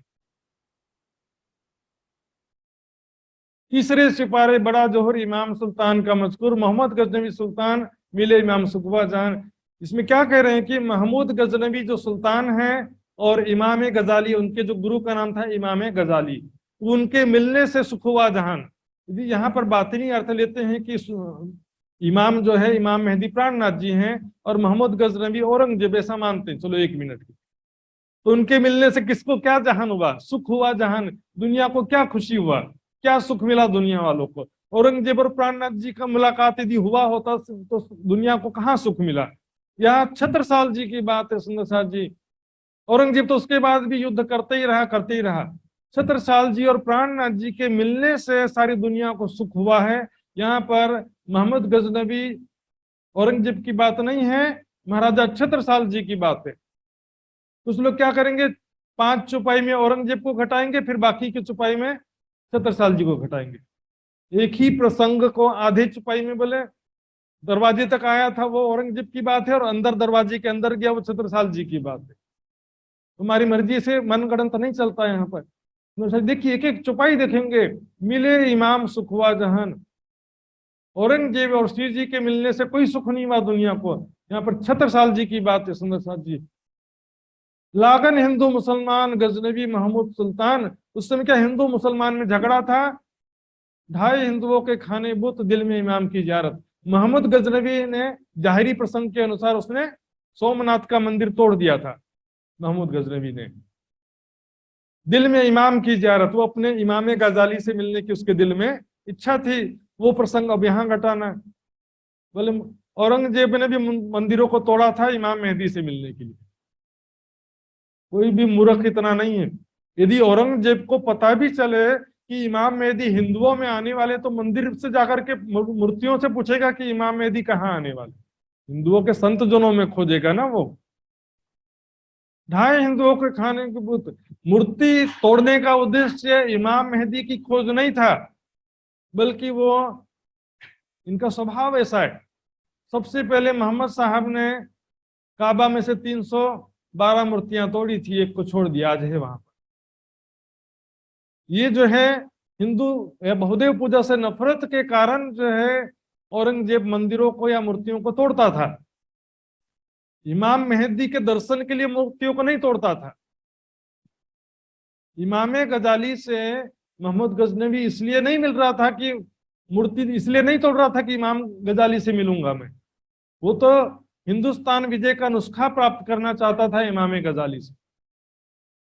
यहाँ पर जाहिरी का जाहिरी अर्थ नहीं है, जाहिरी का बातिनी अर्थ है। बड़े क़यामतनामा में छत्रसाल जी महाराज ने 12 वर्षों से बहुदेव पूजा छोड़ रखा था। जब से प्राणनाथ जी ने सपने में आकर अपना सिक्का दिया, तब से उन्होंने बहुदेव पूजा कर्मकांड सारा छोड़ रखा था। इसका प्रमाण देखेंगे वितक में। जब प्राणनाथ जी से मिलते हैं तीनदुनी दरवाजे में क्या कहा, नहीं ऐसो ब्रह्मांड में कोई 14 लोक में कोई नहीं ऐसा जो हम पर फंदा डारी मुझे वश में कर ले, ऐसा कोई नहीं है। ये काम बुद्ध जी से होए, हम उनके चाकर हैं 12 बरस से, 12 महीने वर्ष से उनके चरणों में समर्पित हो, और किसी को मैं ब्रह्मांड 14 लोक के किसी देवी देवता में हिम्मत नहीं है कि मुझे फंदे में डाल सके। औरंगजेब जो है सुंदरनाथ जी मूर्तियों को इसलिए नहीं तोड़ रहा था, वो तो बुत परिस्थिति के विरोध में तोड़ रहा था। स्वाभाविक रूप से आज भी हम देखते हैं पाकिस्तान में मंदिरों को तोड़ दिया, बीच बीच में न्यूज आता है कि नहीं आता है। देखिए वो लोग भी इमाम की खोज कर रहे हैं। इमाम की तड़प तो थी, लेकिन उससे ज्यादा कट्टर इस्लामिक विचारधारा जो औरंगजेब के दिमाग में और दिल में घुस गई थी, कट्टर सुन्नी विचारधारा जो बोलते हैं ना आज भी, कट्टरवादी मुसलमान जैसी विचारधारा, वो दीन इस्लाम सुन्नी मत को फैलाने का ज्यादा विचार था उनका, औरंगजेब का। इसलिए जो मुस्लिम के अदर जो कम्युनिटीज हैं, दूसरे जो फिरके हैं, सूफी शिया, वो सब भी कोई औरंगजेब को अच्छा नहीं मानता आज भी। आगे चौपाई क्या कहती, इमाम कहियाइयों कर पेशकशी लियावे हम घर। इमाम ने कहा कि औरंगजेब या जो सुल्तान था सामने, उससे कहा कि मेरे लिए क्या पेश करते हो। तब सुल्तान ने क्या कहा इमाम को कि बस्ती कोस 5000 मुलक मदीने कई शहर बाजार 1700 हाथी लाख घोड़े सुरमे साथी एती आय की पेशकशी करी ओढ़ के पुरानी कमरी। बोलेंगे देखो छत्रसाल तो गरीब थे, वो कहाँ से 1700 हाथी लाएंगे, लाख घोड़े कहाँ से लाएंगे छत्रसाल जी। औरंगजेब के इतना भी नहीं है कि वे 1 लाख घोड़े और 1700 हाथी दे दे। औरंगजेब की इतनी हैसियत उसकी भी नहीं मानी जा सकती, और हो भी तो भी प्राणनाथ जी इतने घोड़े हाथी के क्या करेंगे। और सबसे बड़ी बात देखिए यहाँ पर क्या लिखा, मुल्क मदीने, मदीना मुल्क क्या औरंगजेब के चाचा की प्रॉपर्टी थी। मदीना शहर जो है वो कैसे दे देगा वो, मुल्क मदीने कई शहर बाजार। सुंदर साहब जी यहाँ का बात ही नहीं अर्थ है। 1700 बस्ती कोस 50,000 5 तत्व का ये शरीर है। मदीना कई शहर अपनी संपूर्ण संपत्ति संपूर्ण साम्राज्य छत्रसाल जी ने समर्पित कर दिया। बाजार यानी मन की इच्छाएं, और 1700 हाथी 17 तत्व हैं सूक्ष्म शरीर में, 5 कर्म इंद्रिय, 5 ज्ञान इंद्रिय, 5 प्राण, मन और बुद्धि। मन है 1,00,000 घोड़े के समान जो दौड़ता है। ये मन जो है छत्रसाल जी ने समर्पित किया। छत्रसाल जी के ऊपर घटित होने वाले प्रसंग को जाहिरी रूप से औरंगजेब पर घटा देते। जाहिरी का जाहिरी अर्थ नहीं होता है, जाहिरी मायने लिए अंधेर ताको लानत लिखी बेर बेर। अपना आप सब दिए छत्रसाल जी ने समर्पित किया। औरंगजेब ने तो अपना आपा कभी समर्पित भी नहीं किया। श्री प्राणनाथ के चरण पर छत्ता बलि बिरी जाए, अब तो कछु ना हमरो दे चुके हम शीश, आपा रहियो ना आप बस करो जानो सो बख्शिश। अपना सर्वस्व तन मन जीवन समर्पित कर दिया छत्रसाल जी ने। क्या आगे की छुपाई देते हैं, आप होए के नंगे पाए तले की सफ में खड़ा है, आज जो है नमाशिश कहे मोको करो बख्शिश। सुल्तान ने कहा इमाम के सामने कि मुझे बख्शिश करो, मेरे ऊपर कृपा मेहर करो, मुझको सबूरी दे, फकीरों के मिलावे में लो। दुनिया से आजाद किया, फकीरों के मिलावे में लिया। क्या औरंगजेब क्या सुंदर साथ बन गए थे? सुंदर साथ में, फकीरों के मिलावा में सुंदर साथ में शामिल हो गए थे, दुनिया से आजाद हो गए थे, अर्थात जन्म मृत्यु के चक्र से मुक्त हो गए थे, फकीरों के मिलावे में आ गए। बोलेंगे यहां से छत्रसाल जी की बात है, 7वीं चौपाई तक औरंगजेब की बात थी, दरवाजे तक आया औरंगजेब और अंदर छत्रसाल पहुंच गया। सुंदर साथ जी, छत्रसाल जी की बात ही नहीं है, प्राण छत्रसाल जी की बात है, औरंगजेब की बात ही नहीं है यहाँ पर। छत्रसाल जी को सुंदर साथ में शामिल हुए, उनके ऊपर वरद हस्त रखा, दुनिया से आजाद किया, अपनी कृपा उनको तारतम ज्ञान प्रदान किया और तारतम भी प्रदान किया छत्रसाल जी को। औरंगजेब का तो सवाल ही नहीं पूछता सुंदर साथ जी। उन्होंने इसी प्रकरण के 18वीं चौपाई में बस देखेंगे क्या लिखा है, इत 5 से जुलजुलाट हो संग रसूल के असलूरू। ये पन्ना जी का प्रसंग है कि पन्ना जी में 500 सुंदर साथ थे और वहां पर आगे क्या लिखा है, गुनाह सुल्तान के किए सब माफ लिया नुस्खा हुआ साफ। औरंगजेब के सारे गुनाह कहाँ माफ हुए? वो तो खुद ही लेटर में लिखा है, अंतिम पत्र में औरंगजेब लिखते हैं तुम्हें अपने गुनाहों का बोझ उठा करके ले जा रहा हूं। गुनाह तो उसके बाद भी करता रहा, तो पुराने गुनाह माफ करके भी क्या होना था? एक भी संकेत, एक भी यहाँ तक का प्रसंग और आगे का प्रसंग, पन्ना जी तक का कोई प्रसंग नहीं मिलता है। वहां पर जब सुंदर साथ अनेकों सिपह सलार को भेजते ही रहा वहां पर, और जब हम देखेंगे एक एक करके, उदयपुर में भी रानी को मुहिम किया, वहां पर क्या बदलाव हुआ जीवन में, रामनगर में भी भेजा, और मंदसौर में देखें, औरंगाबाद में देखेंगे प्राणनाथ जी सबको प्रेरित कर रहे हैं, औरंगजेब के खिलाफ खड़े हो जाओ, औरंगजेब के खिलाफ खड़े हो जाओ, प्रेरित कर रहे हैं सब जगह। औरंगाबाद का जो राणा राजा भाव सिंह था ना, उसने क्या कहा, यदि आप मेरे 4 मुसलमानों को समझा दोगे तब मैं औरंगजेब के खिलाफ लड़ने के लिए तैयार हो जाऊंगा। इधर छत्रसाल जी कहते हैं बांधी तलवार साहसों से तुम्हारे चाकर हो। औरंगजेब ने और छत्रसाल जी ने औरंगजेब के खिलाफ तलवार ऐसे खड़ा करके युद्ध के लिए तत्पर हो गए। प्राणनाथ जी भी जगह जगह सबको प्रेरित कर रहे हैं, राजा ने मलोरे राणे राय तरो धर्म जाता रहा कोई दौड़ो। क्यों प्रेरित करें? यदि औरंगजेब चरणों में आ गया तो फिर क्यों प्रेरित कर रहे? तारतम भी ले लिया, दुनिया से आजाद हो गया। सुंदर साथ जी, कालपी के काजियों ने जब महजरनामा लिख करके दिया कि ये तहकीक हम किया, खाविंद जमाने के हैं, जो कुरान हदीसों में लिखा है हमने ऐसा देख लिया है कि यही आखिरी जमाने के खावंद इमाम मोहम्मद मेहदी साहिबुज्जमा हैं। चिट्ठी लिख करके ये चिट्ठी को छत्रसाल जी ने औरंगजेब के पास भिजवाया, महजरनामे को ताम्रपत्र में सर्टिफिकेट दिया काजियों ने, उसको भिजवाया औरंगजेब के पास में। कानो सुनिया सुल्तान, पर सुन के सिर नीचा किया पर छूटा नहीं गुमान। कहां से चरणों में आ गए और कहां से जीवन बदल गया उनका। मुनकरी रसूल सो लिखी बीच कुरान, सो क्यों ईमान जामी जो मोहर लिखी धोखा। उनका यहाँ पर तो औरंगजेब के लिए भी कह रहे हैं कि मुनकरी कर दिया उसने, उनके दोनों कानों पर मोहर लिखी है, सुन के सिर नीचा किया मुनकर हुए। तब महजरनामा पढ़ करके भी सिर शर्मिंदा तो हुए कि मेरे काजियों ने मेरे विरोध में कैसे लिख दिया।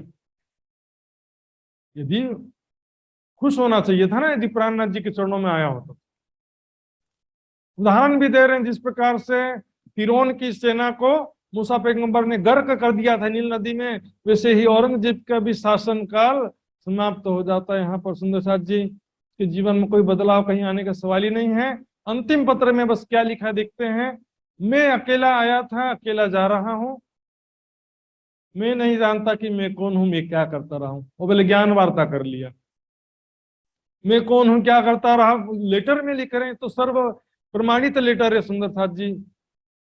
मेरा अमूल्य जीवन व्यर्थ चला गया, मेरे घर मालिक आए थे ना, मेरे शहर में मालिक आए थे, लाल किला में तो वैसे भी किसी का मत नहीं आने का, परंतु मेरी अंधी आंखें उनका नूर ना देख सके। अर्थात 12 मोमिन मेरे घर आए थे, उनको मैं पहचान नहीं सका, उनका संदेश को, इमाम मेहदी के संदेश को मैं पहचान नहीं सका। जीवन का अंत नहीं होता, उन वाक्यों का कोई अवशेष नहीं है, मतलब उन बातों का कोई मतलब नहीं रहा, अब अवसर हाथ से निकल चुका है। मेरे सभी सिपाही मेरी तरफ से असहाय व्याकुल घबराए हुए हैं, जिन्होंने मेरे साथ मालिक इमाम मेहदी को पीट दी। अब मैं आशंका कंपन की स्थिति में हूँ, पिघलती हुई चांदी की तरह। कभी हमारा, उन्हें सोचा नहीं कि कभी हमारा परवरदिगार हमारी हमारे साथ था। उन्होंने मतलब सैनिकों ने कभी सोचा भी नहीं कि हमारा परवरदिगार कभी हमारे बीच में था, अर्थात दिल्ली में कभी हमको जगाने के लिए आया था। मैं दुनिया में अपने साथ कुछ लेकर के नहीं आया, किंतु मेरे द्वारा किए हुए पापों का प्रतिफल उठा करके जा रहा हूँ। मैं नहीं जानता कि क्या सजा मेरे ऊपर आनी। ऐसा चिट्ठी लिखा सुंदर साथ जी। दोनों विचारधाराओं का यहाँ पर मैंने स्पष्टीकरण किया कि मुलाकात हुई लेकिन माना नहीं, उसका भी मैंने दिया। और दूसरा जो है मुलाकात हुआ और बदल गया, इसका तो कोई सवाल ही नहीं पैदा होता, लेकिन माना नहीं वाली बात भी सुंदर साथ जी मैंने अच्छे से समझाया। जब सुंदर साथ से ही दोबारा नहीं मिल सके तो सुंदर साथ से ही ज्ञान वार्ता नहीं हो सकी। सुंदर साथ ने भी जिद छोड़ दिया, औरंगजेब ने भी आशा छोड़ दी, मुलाकात होने का कोई प्रसंग ही नहीं बैठता सुंदर साथ जी। आइए सुंदर साथ जी, अब हम ये दिल्ली का प्रसंग यहाँ पर समाप्त होता है। कल से अब यहाँ दिल्ली से गाड़ी आगे बढ़ेगी। दिल्ली में बहुत देर स्टॉपेज था गाड़ी का, तो अब दिल्ली से गाड़ी कल आगे बढ़ते हुए हम वितक में आगे बढ़ेंगे। उदयपुर का प्रसंग कल शुरू होगा। इसमें साथ जी चौपाई दोहराते हैं, बोलो श्री प्राणनाथ प्यारे की। श्री महामत कहे मोमिनो, ए पाती की हकीकत, अब मुकदमा कहो, फर्दा रोज कयामत, फर्दा रोज कयामत। बोलो श्री प्राणनाथ प्यारे की जय, धाम के धनी की जय, सर्व सुंदर साथ की जय। प्रणाम जी। तो यहीं पर बड़ौदा आश्रम में उपस्थित सभी सुंदर साथ से मैं निवेदन करूंगा, अर्जी गायन करेंगे। माइक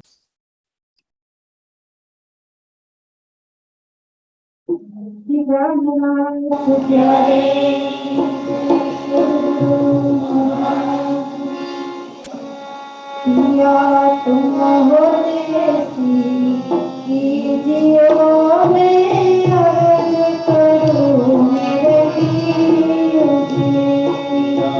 तुम हो जैसी कीजियो मैं अर्ज करूं मेरे कीजियो, हम जैसी तुम सीन करो मेरा, सब करो तो जाए जी